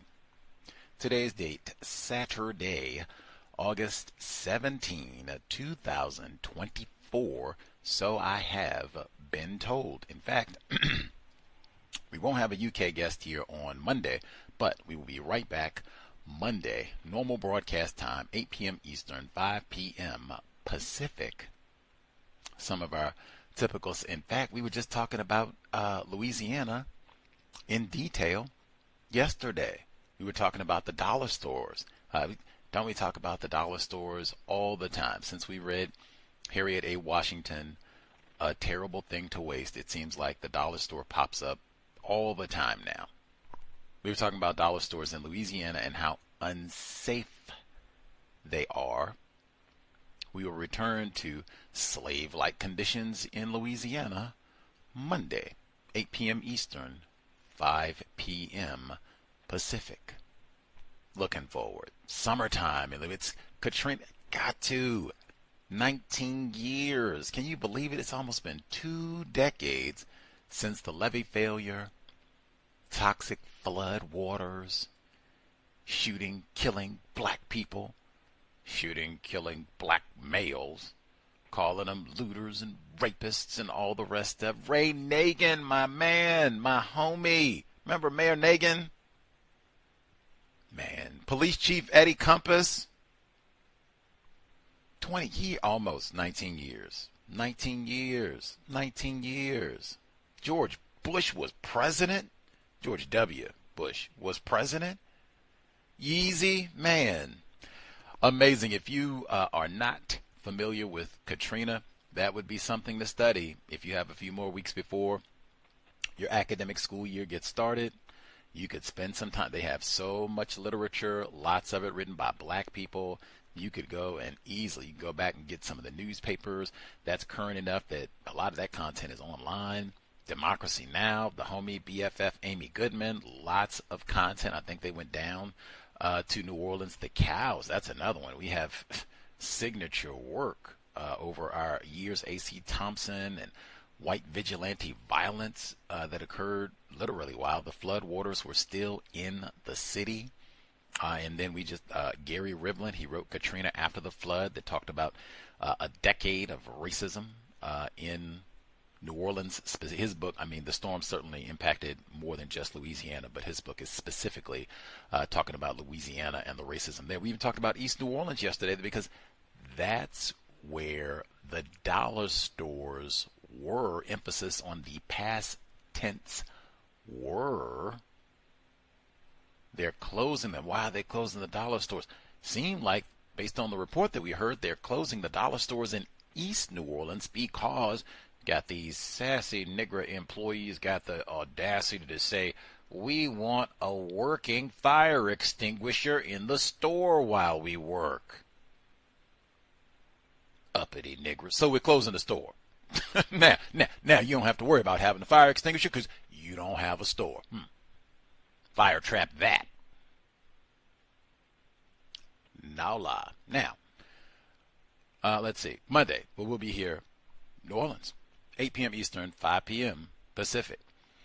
Let's shout to Bay Area Mom. She mentioned that we were talking about the Antioch Police Department, their scandal on neutralizing workplace racism, and I said that was one. I could have played it yesterday. I could have played it today. I played it yesterday because it really, what did it say? it really sung to me. It touched my heart. Aren't those the tacky metaphors they use when they were talking in this report? And it was, I suspect, a white officer. They had this whole operation where one of them, he had his care mate. She was going to take classes at the local college for not just he, but apparently many of the homies on the police force. So she's going to take these classes. They get a bogus degree that she earned. And then because they now have this degree, they get a 5% pay increase. And I'm just like, wow, that is, white people do the most scandalous things. I guess she can take all these classes. It was like 6 or more people she's taking classes. I was like, dang, is the online setup that scandalous now that it's virtual? I mean, yes, my name is Marguerite Ronaldo, and I'm here to take the exam. Nobody looked. Yes, Marguerite, have a seat. Right on. And you just like, what? Anyway, but as a result of all those academic shenanigans, really fraud, as a result of all of that, they got caught. They had this big FBI raid, and they investigated, and they found out they got all these racist text messages and blah, blah, blah, and all the rest of it. And Bay Area Mom pointed out, like, oh, man, you've covered that case with the Antioch Police Department before. Yes, that's the case that numerous times, because eventually they had a case where a black female's body was found in a dumpster and she had been killed, but they couldn't even prosecute the case. Why? Some of those officers were involved in the arrests. So now we get you on the stand. Do we get to go through the text messages? Yep. Case dismissed. Family was furious, but I mean, what are we going to do? We got these corrupt off. What are we going to do? What are we going to do? We can't. What are we going to do? Case dismissed. Layer. I couldn't believe all of that came out because one of the officers area can't keep that zipper up. When I told you, care mate, he went. Now, I mean, really, you all got all these criminal operations and things on. That alone would be reason I'm going to keep my pants zipped and behave, because we got a big scam going on, and I'm trying to get this raise. I don't want to mess that up. Nope. Go having an affair, and he goes, yeah, I've been catting around. Yeah, I'm trying. Are you into being polyamorous? Is it you? Okay, you're not. Okay. Apparently she was not into the polyamorous thing. She goes and snitches. I told you I'm going to fix your whack. Polyamorous. She goes and snitches on the whole operation. And that's how we end up at not just these guys getting convicted, but we can't. How many cases now are going to be subject to the same type of case dismissed? We can't prosecute. Antioch, California. Everybody wants to get to California. Indeed. One more side note that was not in the audio tidbits, but it is in the audio archives. Gus T., we host the Catherine Massey Book Club, which has been amazing for, at this point, 2024? So 12? 13, is it? No, 12. Had it right the first time. 12 years. Full baker's dozen, or a dozen. I attended a book club, the University of Washington Special Collections. So most libraries, public libraries, university libraries, they'll have the regular general public library, and then they'll have their special collections where they have the really rare items, like it might be a slave ship inventory or whatever, shackles, whatever. They have special collections in the bowels of the University of Washington's main library, the Susan Allen Library, which is like 2 libraries that they connected, massive facility. So it's in the bowels below the ground floor. So I went down there. I'd been to special collections a few times, but not often. It's been years since I'd been down there before, and never to the classroom area where the book club was. It was, I think, almost all white people, myself, maybe one other person. No black people other than myself, so I had to hold it down for everybody. They do, the book that they're studying is Matt Johnson's Incognegro, which is a graphic novel. I don't have many graphic novels. That's one thing. Like, try to read different types of books. We try to do that on the Catherine Massey Book Club. But this book is about the lynching of black males. I was staggered, like, just when I saw that they were going to do this book in the summertime, no less. Like, wow, wow. It's in the archives. You can hear the full exchange. What I thought was interesting, many points that they made were interesting, including the continued emphasis that white people are ignorant, and that's why we have racism. That is not true at all. Even their emphasis that white people cannot digest the horrors of racism, I strongly rejected that as well. And they were informed. Every point that I brought up, including the Goon Squad, including the lynching postcards, and the fact that the U.S. Post Office had a very difficult time getting white people to discontinue that practice of mailing lynching postcards. They were already nodding, yeah. And some of these people were librarians, so of course they would know. They went to school to study, and that's what they do, rack all these thousands of books, the great many of them about racism, white supremacy, including lynchings. Zachariah Walker, in the very library that we were, they got the lynching book, and I brought that up while talking to them when they were suggesting that white people are ignorant. I said, man, you all have a whole wing upstairs basically on lynchings of black people, most of those books written by white people. And all I needed was the amens. They was like, yeah, Brother Gus, you right. You right, Brother Gus. Thought we were going to be able to get that lie over today.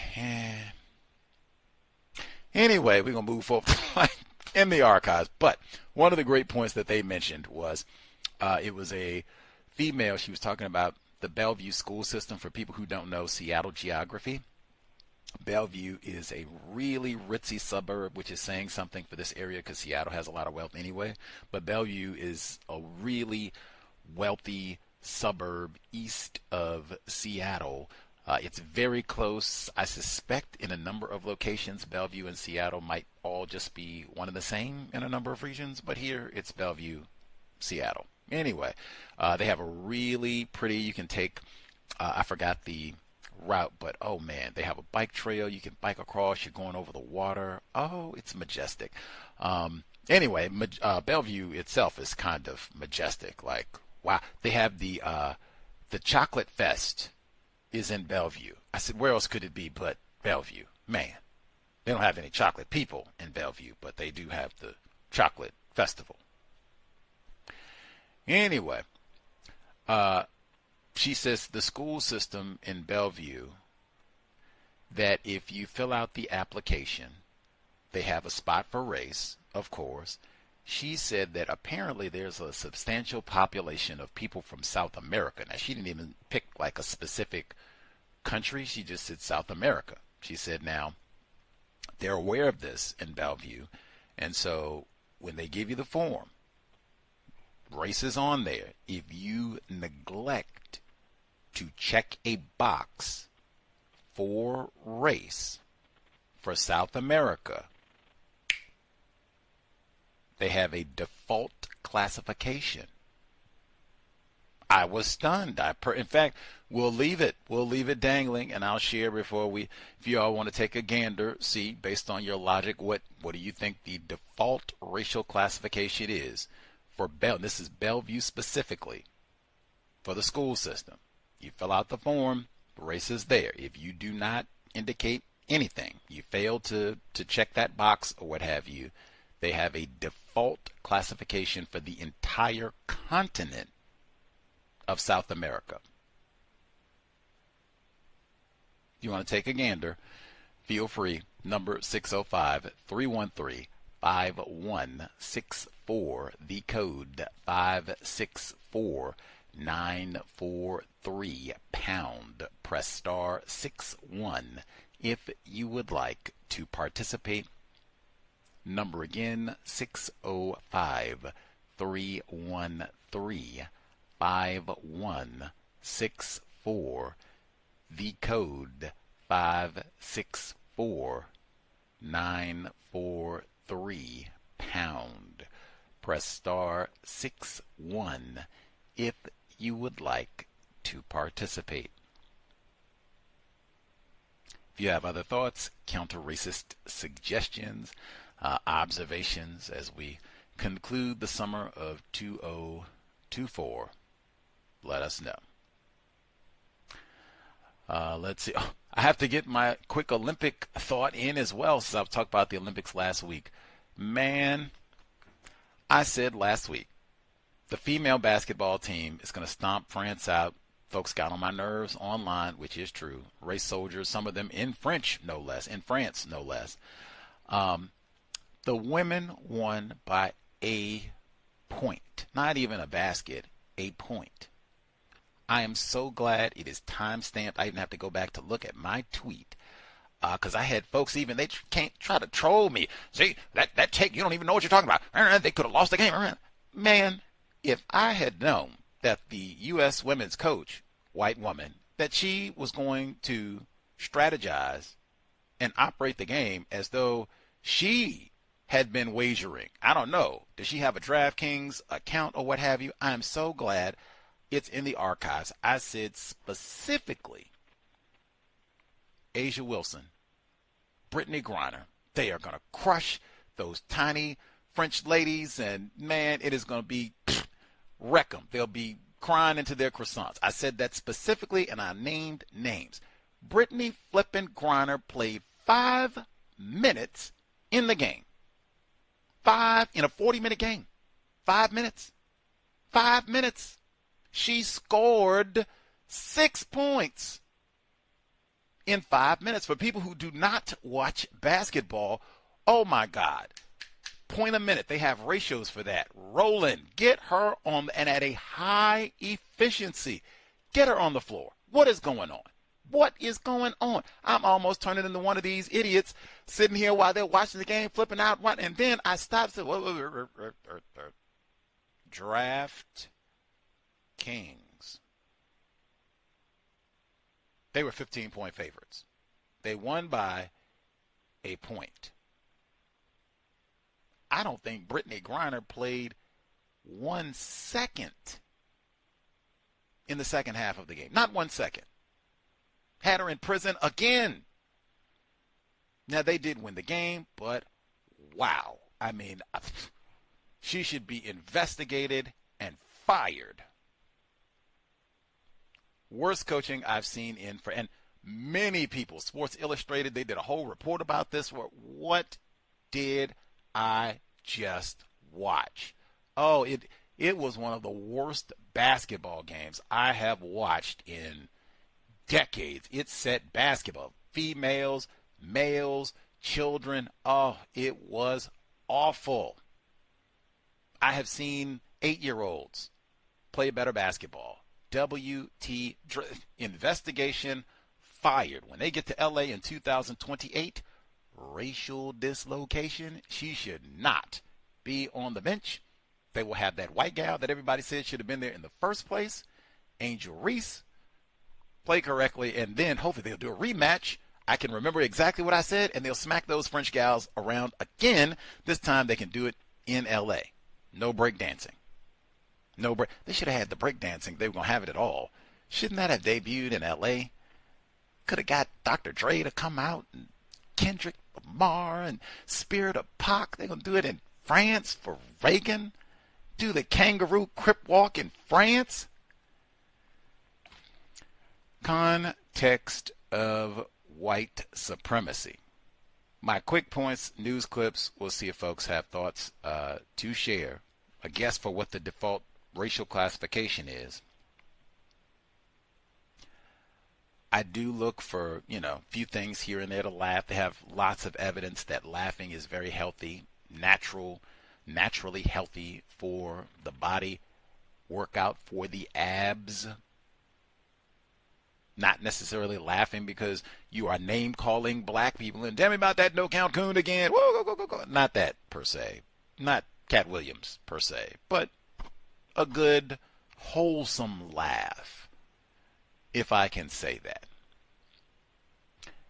That Ray Gunn at the Olympics, I had a hearty laugh. I couldn't even watch the performance. Many people have talked about how the miserly suspected racists at NBC, because they have exclusive broadcasting rights for the Olympics, so it's very difficult to watch.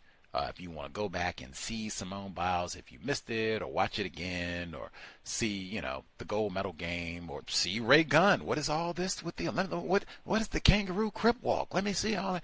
They make it very difficult to access all this footage. So I go through all the labor to find, and let me see Ray Gunn. Let me see what. I think I got about 5 seconds in when she got to the Kangaroo Crip Walk part. Lost it. I was told, I'm not even sure what the rest of she may have been great or what have you, but wow, just wow. That all to the side. The corruption aspect, I think they might say that cultural appropriation, aka white supremacy, for sure. Like I said, they could have waited a year. Personally, I don't even think they need to have breakdancing at the Olympics. We've had scholars, Chinweezu, African scholar, who's a guest on the program, whole report about do we even need to be at the Olympics? LeBron James, Steph Curry, anybody? Do we need to be at the Olympics under a system of white supremacy racism? Dr. Harry Edwards, former guest on the C.O.W.S, he, Kareem Abdul-Jabbar, many other black people have talked about and or were enforcing that for years. That being said, man, I guffawed, chuckled, and then the corruption aspect of it all. You all do all of this, spend billions of dollars for Reagan to come and do the Kangaroo Crip Walk, and the allegations that she might have cheated to get there, which I could completely believe. One, that there would be somebody more talented, and then they have all the reports about the IOC. They have a committee that I'm sure is rife with white people, suspected racists, all the corruption and all the rest of it, and it's billions of dollars. So, I mean, why would I be surprised or shocked that there's some cheating going on? And then, even with the so-called scandal, she has the prime minister coming out and sticking up for her like, hey, she did a great job, and this is all, you can't be criticizing her if you're sexist. Like, what? What? You all for decades came out and said black people were hoodlums, loitering, for doing the exact same thing. And now you make it an Olympic sport for white people who aren't even good at it, who might have even cheated. It's, hey, they are a hero, and if you're attacking them, you're not even Australian, which is a penal colony. Thank you, Neely Fuller. Now, the Sonia Massey update, or I guess way to say before I even get to the Sonia Massey segment, Ariel Jordan, black female young lady, where she's got a program, veteran, where she has a program where she's offering mental health services to other veterans, lots of them non-white. She pointed that out explicitly. Bravo. Dr. Welsing would be so proud, right? She said that when she experienced racism while she was in the service, in the form of her sergeant, he said Negra. She said he used the ED. Now, I totally concede. She was doing an interview. She might have been nervous. She may have misspoken. Maybe she meant to say ER, and she just misspoke, what have you, and said ED. That could have happened. People misspeak all the time, especially if they're being interviewed. You might get nervous, whatever. It also could be that she meant, he said Negra with a hard ED. So I had to entertain that for a moment, like, Nigrud? Is that what that would be? Niggard? Niggard? I said, niggard. Have I heard that? Have you all heard that before? Niggard? And I'm just saying, using it, that's what they say, right? Use it in a sentence. Niggard.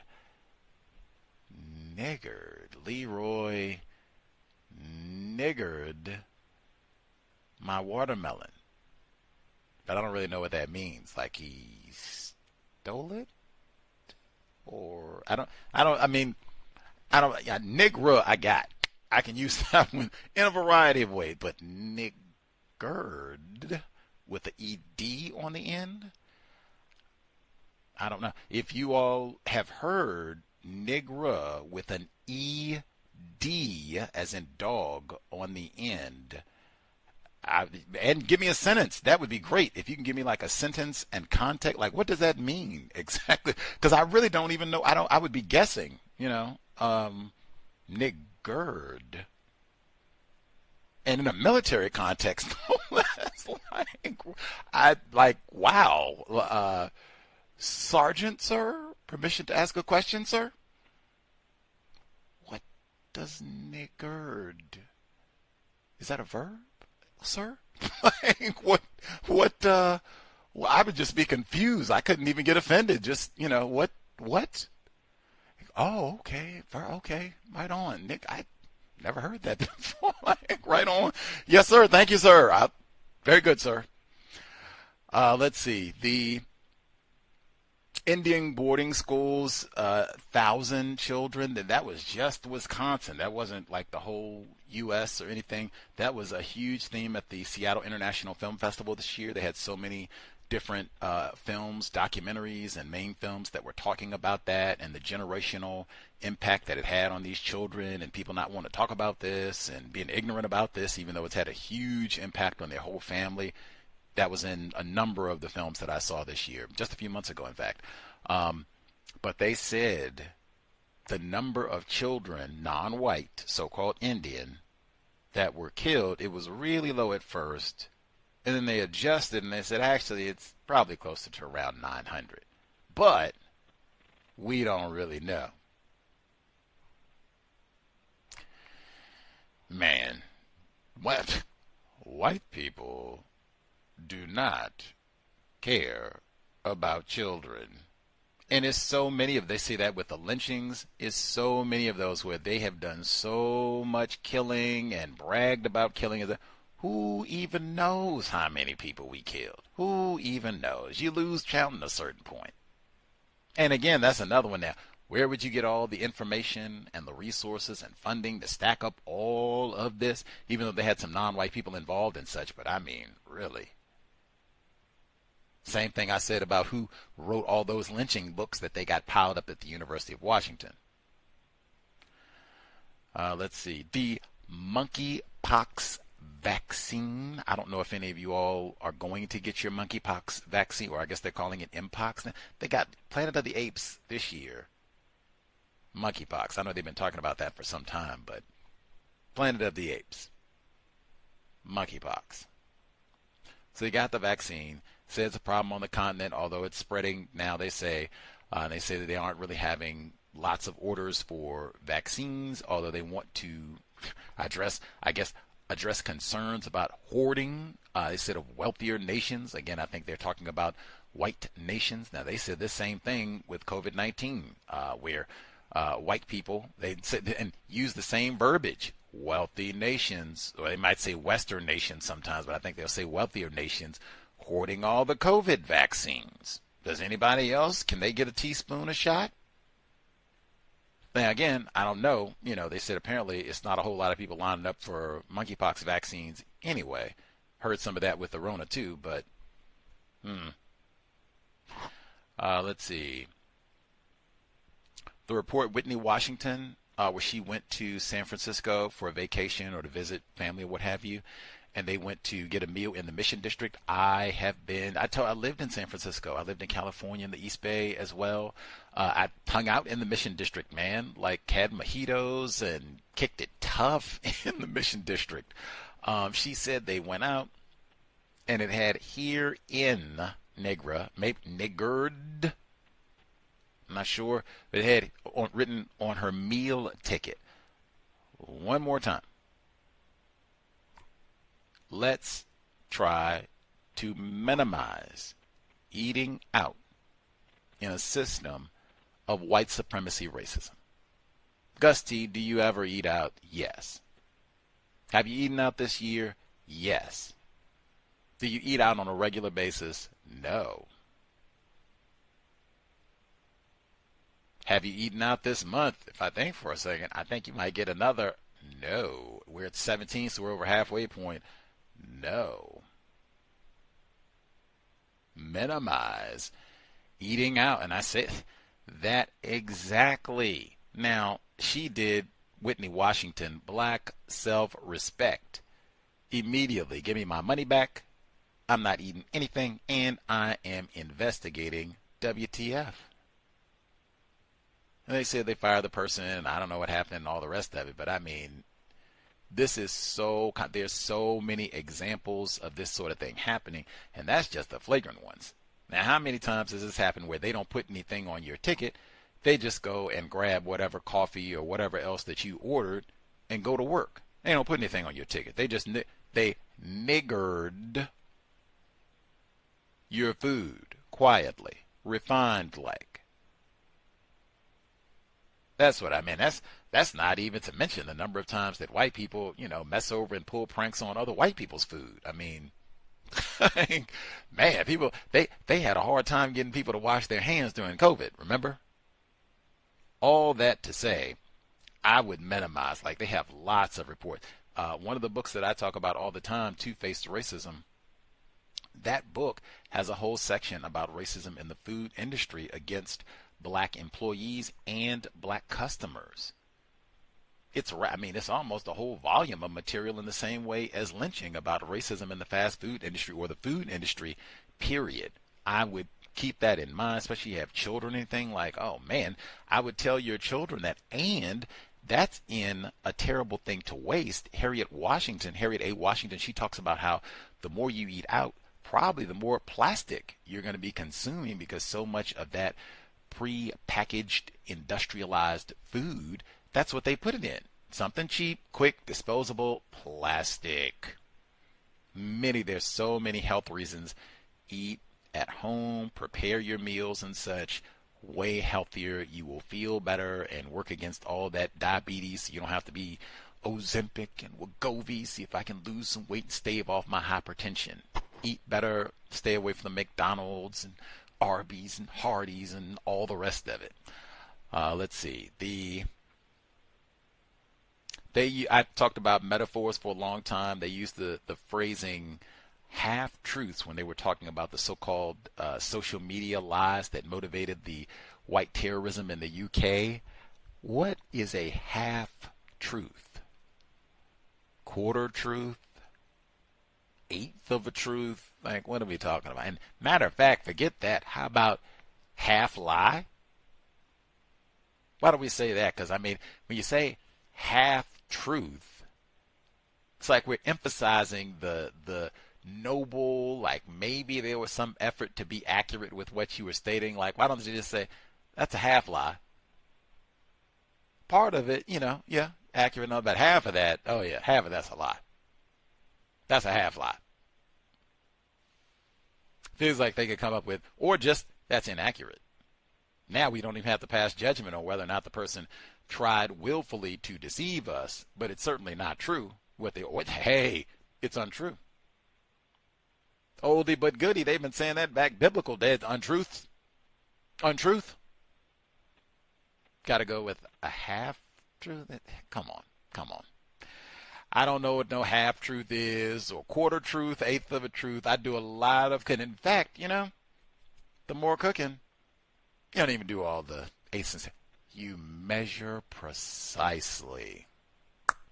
The real codified people in the kitchen measure precise. And when I say measure precisely, you weigh ingredients. Half-truth. Come on, man. Let's see.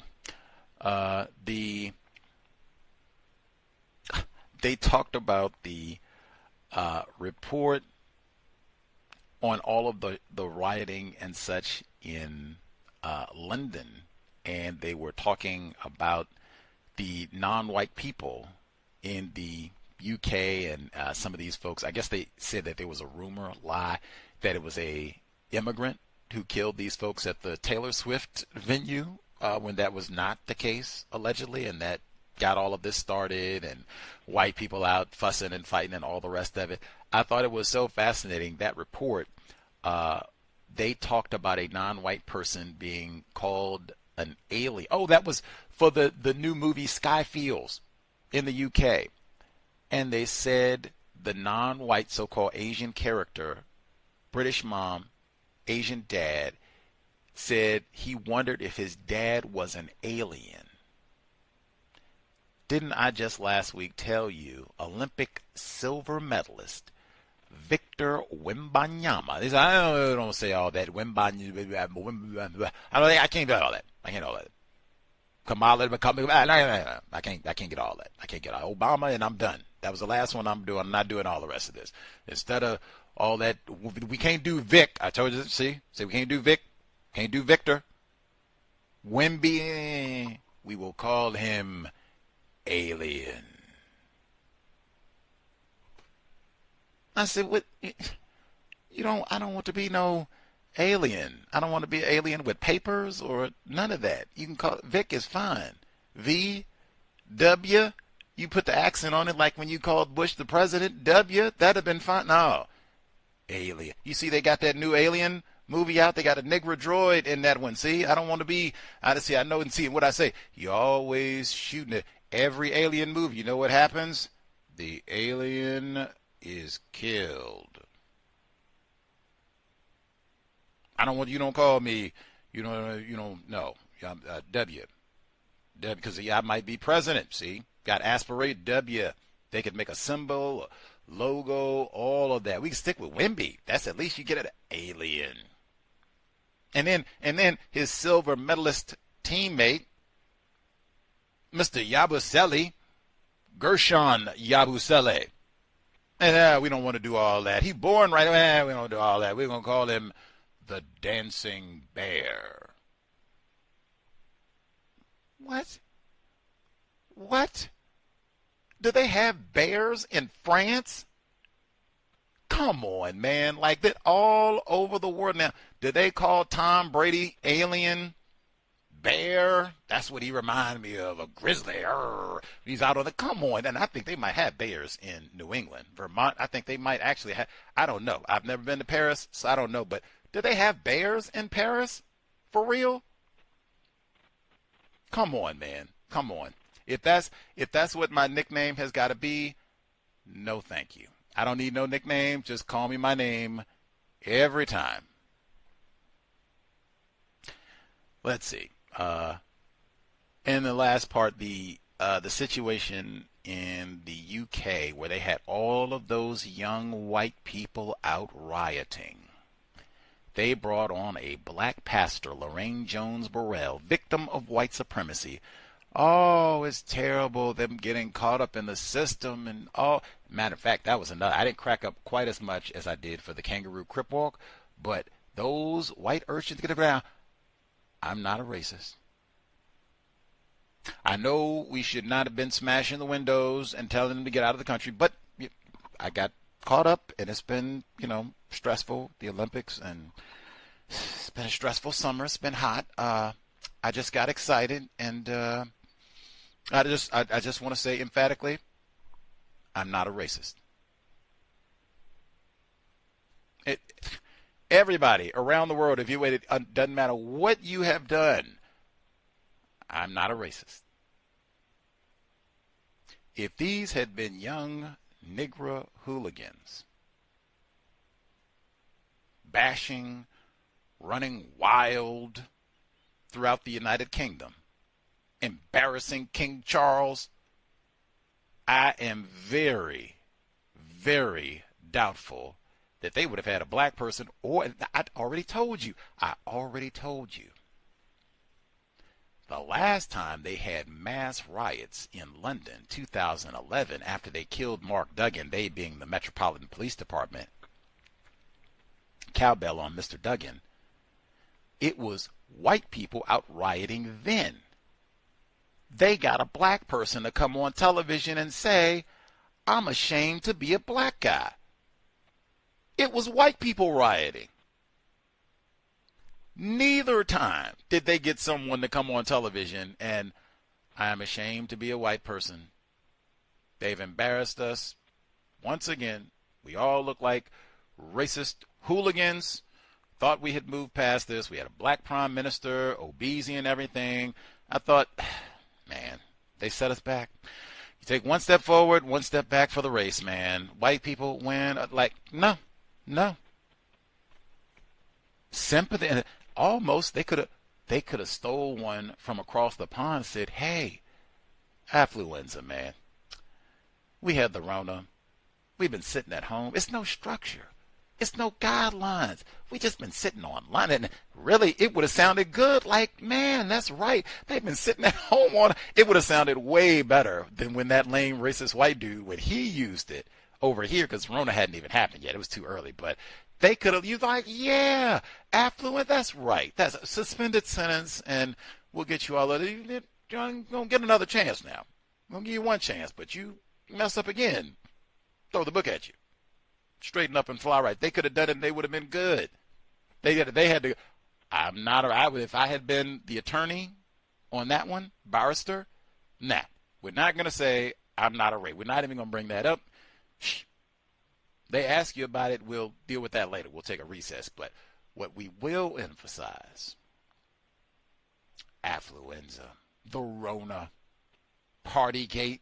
It's been stressful times, man.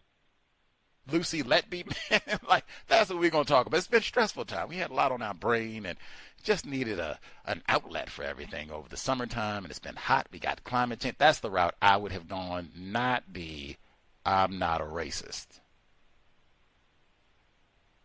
Setting the mosque aflame. Racist to me. Let's see.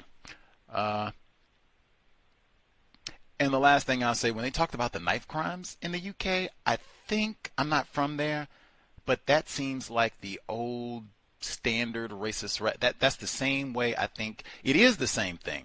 It's nigger on nigger crime. It's almost, I think someone said here, they think it's like, well, you niggers in Chicago, black people in Chicago, you don't even have to say it anymore. They got it. Like, oh, yeah, they burned up the whole south side of them. Disgrace the memory of Barack Obama. Harold Washington rolls over in his grave every time you niggers go out there and shoot each other. Pam, too. I think that's the same, because that's over there. They don't have the guns. They have the knife crimes, black people knifing other black people, and all the rest of it. I think it's the exact same thing over there. We got all this nigger on nigger crime. They just run wild, the niggers. No mistreating other non-white people.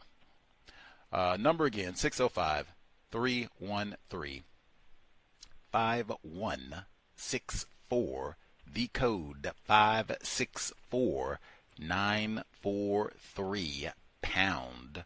Press star 61 if you would like to participate.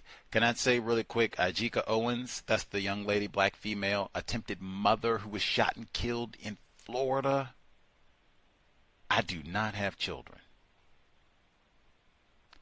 That is the most dangerous job in the world. I don't want to hear nothing about being a police officer, firefighter, all due respect, retired firefighter, any other jobs out there, but being an attempted parent, the most dangerous job in the world. An attempted non-white parent. White parent is not that dangerous. Man, I told you the book that we're reading right now, that happened in the book. Black child had fisticuffs with a racist child, an older racist child who had been picking on a younger child. Cowards just like Dylan and Columbine. Black dad goes to confront the white dad. I mentioned this case. I said, oh man, could have been killed. And I said, that could be dangerous. I said, this is a black police officer going to confront, presumably, a white civilian.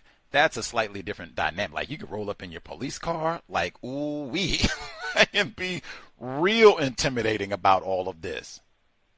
If you are just a civilian, I wouldn't even know what to tell you about going to a white person's house. Like, oh my God, you could be taking your life in your hand. She didn't even open the door. She shot Ajike Owens through the door after she had assaulted her children. I don't even have I really don't even have an in terms of a suggestion. This is what you should do. I certainly wouldn't say don't, go talk to the parent, but wow, that is something to keep in mind. And I've said that's the logic that I use for the workplace in saying if you are delivering and things of that nature, you are confronting them on their home. They got all of their firearms and weaponry and everything. They can call other white people for reinforcements. Like, ooh-wee, that is super dangerous. That is exactly why I have talked and made suggestions for the workplace in terms of don't get mouthy there, get off the property immediately. That's why. Whew. As a parent, I don't even know. Would it be better to call? Do you call enforcement? I don't even have a suggestion. I really don't in terms of, if you have any parents, if you have a better suggestion to try to minimize the likelihood of that sort of interaction, please share, because I do not. And I don't have children, so. 605-313-5164, the code 564-943#. Press star 61 if you would like to participate. Let's see. Get my line thing here. Alrighty. I'll give folks our caller at, I mentioned Louisiana, caller in Louisiana, other folks who have commentary, give folks about 5 minutes if they have thoughts, observations to share. Irie in Louisiana should be with us. Yes, ma'am. Hello. Yes, ma'am. Greetings. What you just, thank you. Hope everybody's doing well. So what you just said, one approach could be a little more stealthy at first, but then it would conclude to something that's very public and very upfront legally. So a parent could file a police report online and then, take that police report and attempt to file a restraining order or order of protection in the circuit court. A lot of times, though, this is the catch, they want to know if there's multiple events where the person harassed you or followed you or whatever. So we wouldn't want a person to have to go through that more than one time, but that's what they want to know most of the time. But you could start a paper trail by not even calling the police to come if it's not as bad. So if somebody took the child's ball, and you didn't have a confrontation, they didn't assault the kids, I wouldn't necessarily call 911 right then and there. I would go online and do the police report, and then if something else happens, I would file another police report and then file an order of protection. So that's what I wanted to say about that. As far as the Olympics, I was disappointed. Some people informed me that they did what they did, and I got happy at first because I like watching dance and I like watching break dance. And there's a non-white male in particular. He goes by the moniker B-Boy Bart. And I was hoping that he may have been in the competition or someone with similar skill. But I think that they set up the people that participated in this particular round of events because they know all the black people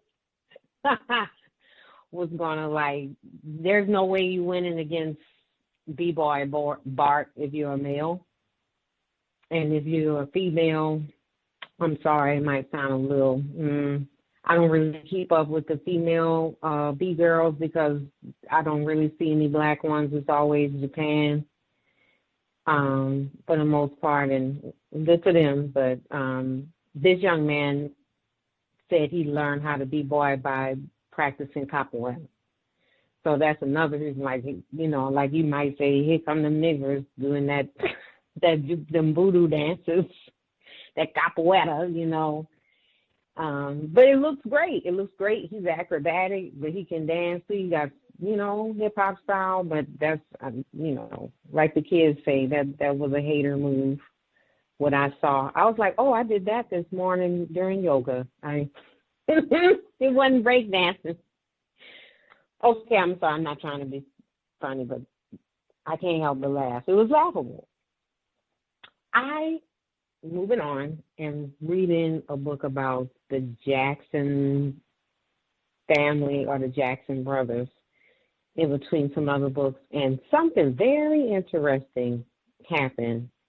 There's pictures in the book about, you know, the different tours and whatever. So when they released the album Destiny, somebody had the bright idea of making an ad, and I'm trying to find it because this ad was run for their single Blame It on the Boogie, and it was 1978. So of course I, you know, paid attention to that. I'm like, 1978. Hold on a second. Bear with me. Come on. Okay, so I don't know if I'm going to find it without wasting a whole lot of time. So it said they blamed it on the CIA. They blamed it on Nixon. And they blamed it, oh, here it goes. Okay, I found it. They blamed it on the CIA. They blamed it on Nixon. They blamed it, on moral laxity. They blamed it on inflation, DDT, and television. But the Jacksons blame it on the boogie. It's showbiz all the way. We invite you to shift the blame, shift it to 24-hour rotation, and the buck will stop here. And I was like, who came up with this? Like, this is terrible. Like, right after Jonestown, I was like, this has to be about Jonestown. And I feel like it was making fun of black people. Not just the Jacksons, too, because if they were none the wiser, you know, they were being worked. Young people being worked, shifted all over the United States, the world, I should say. And then they run this ad, and the first line is they blame it on the CIA. So I'm bringing it up because I want to know if I'm losing my mind at this point. Other than that, I don't know. I'm just gonna. That's it for now. I've said everything I had to say about what else is going on. Oh wow. Okay, the end.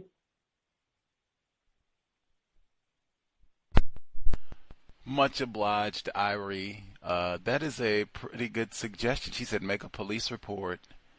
That way you don't have to go and do a public confrontation, and then you could do a protective order, and, you know, filing if something happens. Now, that is, you have to go through a lot of different incidents and what have you, but that might be safer for all involved, as opposed to you having to go confront that person, especially on their property, and even in person, because so many people, you know, concealed carry and have firearms and all the rest of it. So, man, yeah, that's another one to think about even before you have children. Like, oh man, so yeah, Ajike Owens, what to do with all that? Do they have white friends? Do they go to the white friend's house? All of that is quite a bit to discuss and ponder on well in advance. Let's see. As for, she said, could she be crazy? Now, I guess, you know, it's possible, I reckon.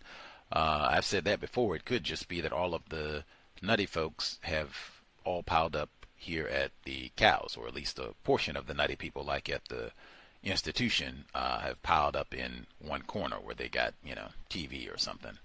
Hopefully not, but possible, I reckon. I had not heard of that specific song, Blame It on the Boogie, but yeah, 1978, that certainly would line up with Jonestown, and it looks like It came out a little bit before Jonestown happened. Looks like it was September. Jonestown was a few months away. What I thought was interesting when I looked just to see what the lyric, you were reading the lyrics about the CIA component and all that, and I said that was the CIA was in the newspaper every day during that period of time for spying on black people, Black Panther Party, their nefarious activities around the world to destabilize different countries with a lot of non-white people, drug experiments, all the rest of it. They were in the news every day. This is Watergate, 1970s, when this song came out. But the first link that I clicked just to see some of the lyrics for this song that I'd never heard of, it says, my baby's always dancing and it wouldn't be a bad thing, but I don't get no lovin', and that's no lie. We spent the night in Frisco at every kind of disco. From that night, I kissed our love goodbye. Now it's got all this in the song about drugs and all the rest of it. So, I mean, as she said, the lyrics that she looked at or song that she heard CIA was right at the beginning. They blame it on the CIA, which would be fitting for the time. But I mean, man, San Francisco, and at this time, San Francisco was drug infested like now. And it was the CIA specifically that was in the newspaper, that the CIA had all kinds of drug dens and everything. It was doing experiments on people in San Francisco specifically, that they had brothels, plural, where they were secretly in subjecting people to drugs without their knowledge and then watching them to see what happens. So, wow, this song seems to be hinting at some of all of that. Blame it on the boogie. Do what you want to do, Lord. It was a Yes, an ad, not the actual song. That's why I was like, what does this have to do with Blame It on the Boogie? I've been listening to that since I was a kid. So when I saw the ad, Blame It on the CIA, I'm like, what?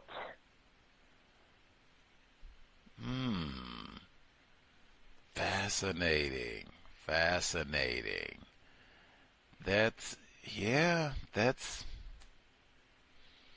it all would, I mean, they could have put that in the song too, but yeah, it would have fit for even what the song said. And even I think I'd have to go back to see when that song, Always Feel Like Somebody's Watching Me, came out, but that was kind of paranoia, if you want to call it that, or that sense of surveillance was very common at that time, long before social media and digital tracking, digital footprints everywhere.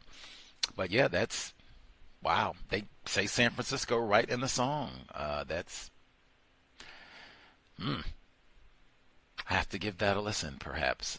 So we keep it right in line with the zebra murders, same time period, and also San Francisco, all their wackiness and drugs of the 1970s and beyond.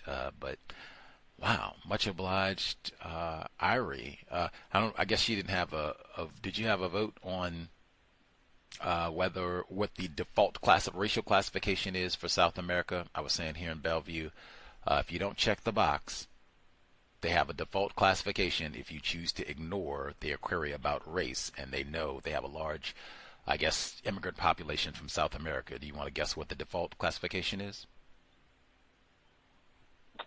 I'll go with black for 1,000, Gus. She said black for 1,000. All righty. Well, let me write that so I don't forget. Black, Irie, South America. Okay. Keep that one, and then we'll see if we have any other guesses, any other thoughts folks want to share, and then I'll make sure I answer. The answer is in the archived program that we did, the University of Washington's book club on the graphic novel Incognegro. They talked about all of this. White or female educator for Bellevue would have to be white people, directly, indirectly. They might have a few non-white people here or there, but lots of white people in Bellevue. Anywho, number again, 605-313-5164. The code 564 pound. Press star 61 if you would like to participate. If we have any other attempted parents, if they have suggestions how best to minimize the likelihood of a white parent shooting you, if you go to question them about their child's racist antics and such, if you have any tips, that would be grand. A non-parent such as myself, still looking to learn with that in that regard. So 605-313-5164, the code 564943 pound. Press star 61 if you would like to participate. The breakdancing, I am sure they did not intend for black people, males, females, children, any of the above, to be in Paris showing off all of their skills and creativity and fluidity. That was not what this was about at all. Sure, some of our listeners out there may have been saying, Irie, old no-count, misogynistic, sexist, can't even go find some non-white females out there doing it and dancing and doing the break dance thing and ought to be shamed. Let's see. I did want to make sure that I reported with Sonia Massey, the audio clip that we heard this week where they had some of her aunts speaking, just sharing their grief about all of this and watching the process unfold. I'm not sure we needed to hear the gunshots and all of that. I mean, at this point, they have lots of news reports where they either give a so-called trigger warning or they'll just show enough of the video, just he's coming in, blah, blah, blah, and then they'll stop. Why do we, I've said for years, I don't make an effort to watch those, videos and such. I've not, went to go watch all the Sonia Massey footage so I can see all the different angles and, where was the pot and all of that. I mean, this sort of thing is going to happen, that we can go watch all the videos and all that. Maybe they indict someone, maybe they don't, maybe he served time, maybe he doesn't, maybe he gets $1 million. At the end of the day, until we solve this problem, all of this will continue. I make an effort to not watch this content just for mental health reasons, which I think makes a lot of sense. Other listeners have said the same. Even though I do keep up with the cases, I just don't want to see all that graphic content, and I really didn't even need to hear those gunshots. I mean, man, audio is sent. Dr. Welsing talked about that. Things that you hear. Wow, that is really sensitive. That can be ingrained. Some things cannot be unheard. They've talked about some things cannot be unseen.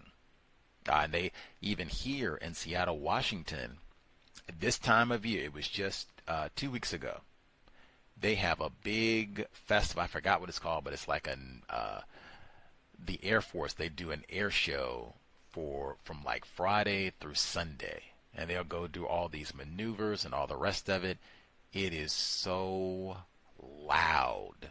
And it's like they fly through the day all day long from, 9, something like that in the morning, and they fly through, 6 o'clock in the evening or what have you. And I mean, I have hated it for years. I forget about it until it happens, but they're flying kind of low to the ground. And I think this is connected to like a big carnival festival.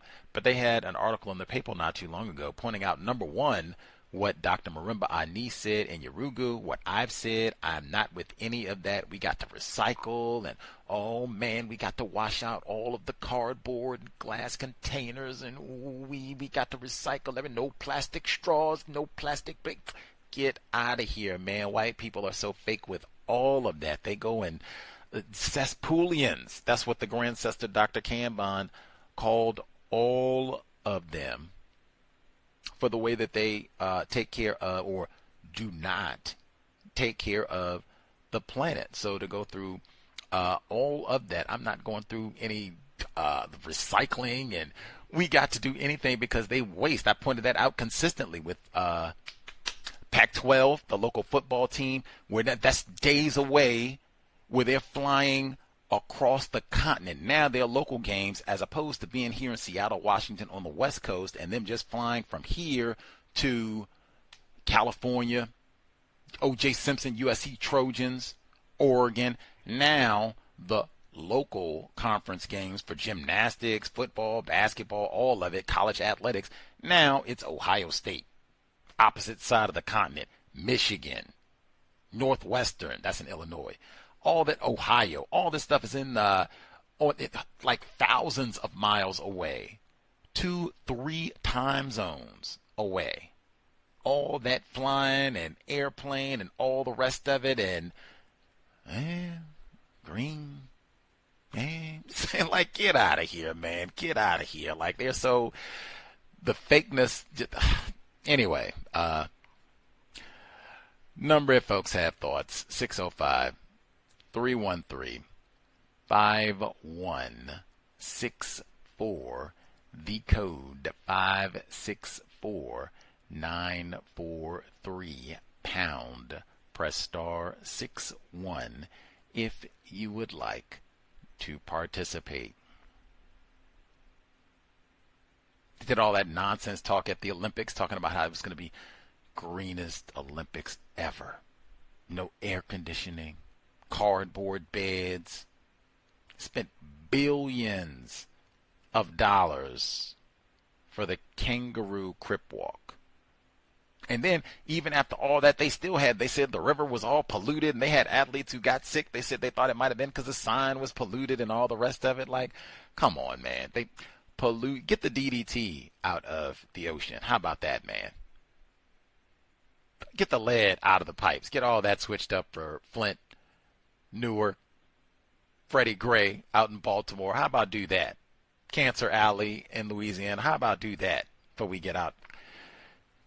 Green recycling, green Olympics. Probably do the same thing for LA. Let's see. Folks, I don't know if they have any other comments or what have you to share, but gave time. Let's see. We should be here on Monday, normal time, 8 p.m. Eastern, 5 p.m. Pacific, talking about Louisiana, racism, white supremacy. Looking forward. Summer wraps up, or at least my personal recommendation, I always make a little time every August. Should be something, go back, get a report. It could be listen to a C.O.W.S program. Something in terms of material connected to Hurricane Katrina. I can't think of an event where more black people in like one moment, not over a extended period of time, right? Like not over months or weeks or what have you, like kind of all in one day, to have hundreds of black people die. Not to mention everything that happened afterwards, closing down schools and tearing down public housing in the New Orleans area. I just mentioned racial dislocation for Los Angeles and the Olympics, which for sure is going to happen. But man, that is the racial dislocation, the number of black people that were not able to rebuild in New Orleans or in Louisiana at large. Man, like just a little bit of time. I'd say especially if you are native or have connections to Louisiana in any way, you should definitely. There's so many books, even newer books, books that came out last year. We had guests on the program talking about the murder of Donald Glover, black male who was shot and killed and then body was burned in a car. Black male privilege. There was just a whole book published about him last year, non-fiction book just published last year about Mr. Glover. We had the author as a guest on the program, but find something about Katrina. They even have fiction books at this point, for reals. Children's books, graphic books, books with pictures in them, books about the hospital system, like all kinds of literature about what happened during this time period 19 years ago. Go back, check something to Kanye West, like, and what he had to say. George Bush. I mean, it is easily, in my opinion, one of the most important moments of U.S. history. Probably one of the 5 most important moments of U.S. history over the past 50 years would have to be Hurricane Katrina. That impacted so much, and Yeah. Hurricane Katrina, devote a little bit of time to this, especially if you have children, if they were not born when all of that happened. You should talk to them about what you remember, what you were doing when all of that happened, what was your understanding or thinking about racism at the time when all of that happened, and then what you're understanding and thinking about all of that now. And then watch some of the footage and what have you. That had a big impact on a lot of children then too. Flagrant racism. Let's see. Caller in Florida with us as well. Did you have commentary, sir?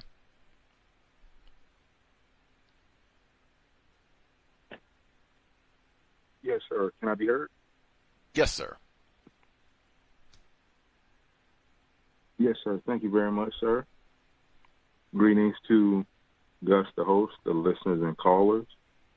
I was thinking about what the default classification would be. I'm thinking I would say white, because I have also seen that I think it's UNK or UK or something, or U for unknown. I believe I have seen that on some of the documents, maybe like for a citation or sworn complaint or arrest report. I notice, depending on the name, I guess if it has like a Spanish type name or something, that would set it down or label that person as white, or W for white. And just to add on, in another county, they'll even list like the complexion of the person. But I'm going to go with the white classification. And just a few things I like to share is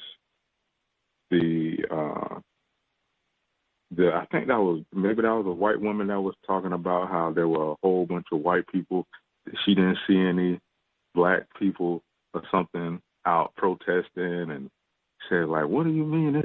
It's white people out there. It's white men, white women. I didn't see any black people hardly out there." And maybe she was trying to say they were out opposing the racist, I guess. But I'm just thinking, yeah, they can do that, but we're still in a system, and there are other things that they could be doing as well. And I think in Europe that was I think that was in Norway with the Anders Breivik. I thought about that one too, where that white man, I think he was associated with a white supremacist group. Maybe I could be wrong, but that was still a white man that killed a lot of people. And my last one I like to share is the Ajike Owens murder from that white woman, where I also remember I remember hearing that they, I guess, excluded a lot of evidence that showed that she practiced racism, and I seen in some of the police reports, I believe that was on some news resources some months ago, where she was using a lot of slurs, monkey, slave. I think they shared some in the audio where that should have been allowed in the trial, and I think they tried to say it was an all-white jury and everything. And in the reports here, they did not go and hardly talk to no white people about the verdict and everything. And I know people at the job haven't really said much either, because they report for Marion County and Ocala, just like they do up here. And other than that, that's all I have to share. Thanks for allowing me to speak.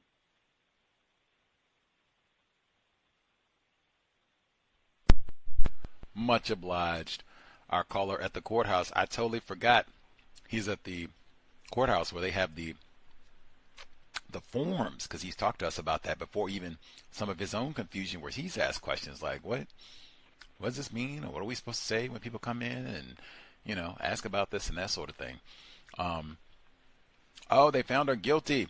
That's my bad. I wish I had updated. I'm not in Florida. I wish I had updated that they did get a conviction for the suspected race soldier, Susan Lorincz, white woman, found guilty. Manslaughter. I'll give the New York Times update. Susan Lorincz, now 60, shot Ajike. Okay. Ms. Lorincz, whose lawyers argued that she had acted in self-defense, faces up to 30 years in prison. A sentencing date has not been set. The panel of 6 jurors, who the Associated Press reported were all white, delivered its verdict after deliberating for just over 2 hours after closing arguments on Friday. The trial began on Tuesday. We've achieved some justice for Ajike. Pamela Dias, Ajike Owens' mother, told reporters outside the courtroom after the verdict. My heart is a little lighter. Bill Gladstone, the state attorney for the 5th Judicial Circuit of Florida, said in a statement that while today's verdict can't bring AJ back, we hope it brings some measure of justice and peace to her family and friends. Whew. Well, I am stunned a little bit that they got a conviction, but right on. They did talk to Benjamin Crump. I can hear the boos and hoots, but they did speak with victim of white supremacy Benjamin Crump as well after they did get a conviction. In this case, we'll have to see if they overturn it, say there was some sort of technicality, or if they have leniency in sentencing. She is 60, so they might say, we can't sentence her to 30 years, that's the death sentence, basically, we'll put her on house arrest or something like that. I have no idea. We'll have to see, how this unfolds. But they at least did get a guilty verdict for the time being. You still have children with no mother. Much thank you for the update. I'd totally forgotten. This was not going to be one of those O.J. Simpson-like cases where it goes on for weeks and weeks and weeks. All done. We'll see when the sentencing is. So we'll be sure to follow to see when the sentencing is going to be. Let's see. He got a vote. He said he thinks white, because of his experience at the courthouse, they would be classified as white. Irie said she thinks they would be classified as black. I'm double checking to make sure I didn't miss any other folks. Okay. When I first heard this, as I was getting the information from the female live time, because of our studies of Brazil, I thought they were going to say black people. There's so many black people in Brazil, way more black people in Brazil, that just Brazil. We're not even talking about the rest of South America, and there certainly are a lot of black people, non-white people, throughout South America. Certainly, we've been talking all that time about Guyana. They got black people in Guyana. Jim Jones maybe still hanging out down there. And then Brazil has a lot of black people. Argentina, Venezuela, all these places down there, they have black people. So Brazil alone, though, forget all of that.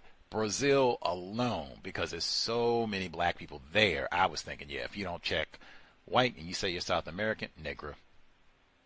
So I'm waiting. She says in Bellevue, school system, they give you the form.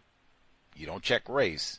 The default for you, if they find out you're South American and you don't check race, the default is, drumroll, black. Get back. Nobody seemed, what? That is crazy. I can't. Yep, that's racism. Yep. White people are not ignorant about racism, white supremacy at all. That's another reason why it's like Brazil should be studied. What is going on down here? What is it? They have so-called white race riots, because they had white race riots down there too. January 8th, January 6th, they were doing the same thing. Mad, stole the election from us, not doing right, messed over us with the Rona.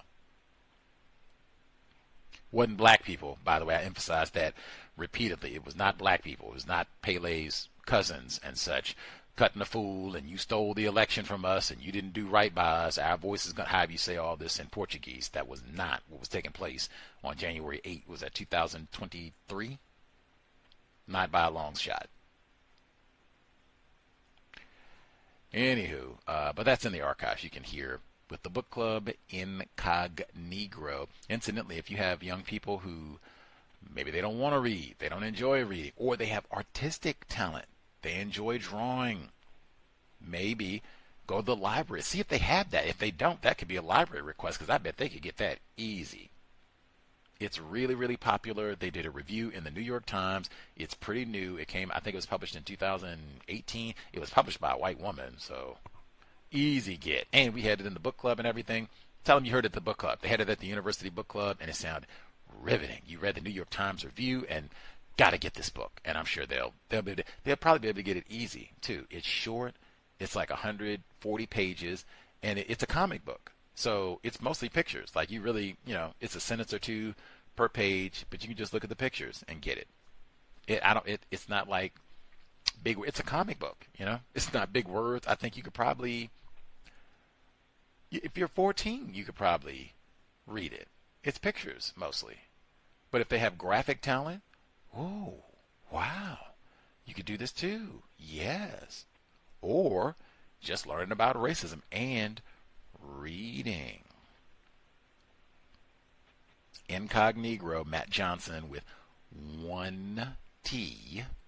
How peculiar, right? That's what I thought.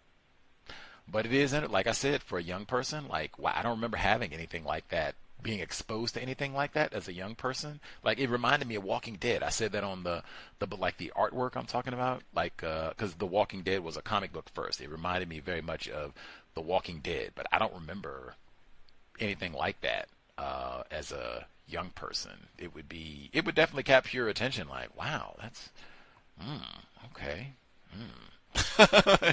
And you would think about that. Wow, it would definitely leave an impression. Yeah, even for an older person, it would leave an impression. Matt Johnson, Incognegro, in the archives from Wednesday of this week. With that, we will be here on Monday, 8 p.m. Eastern, 5 p.m. Pacific. White supremacy, racism in Louisiana. Creator, remind us to demonstrate patience with other black people. Remind us to demonstrate patience with ourselves.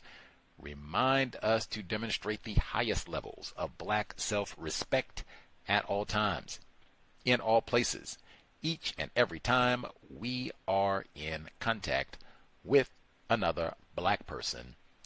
It has been time. Replace white supremacy with justice immediately.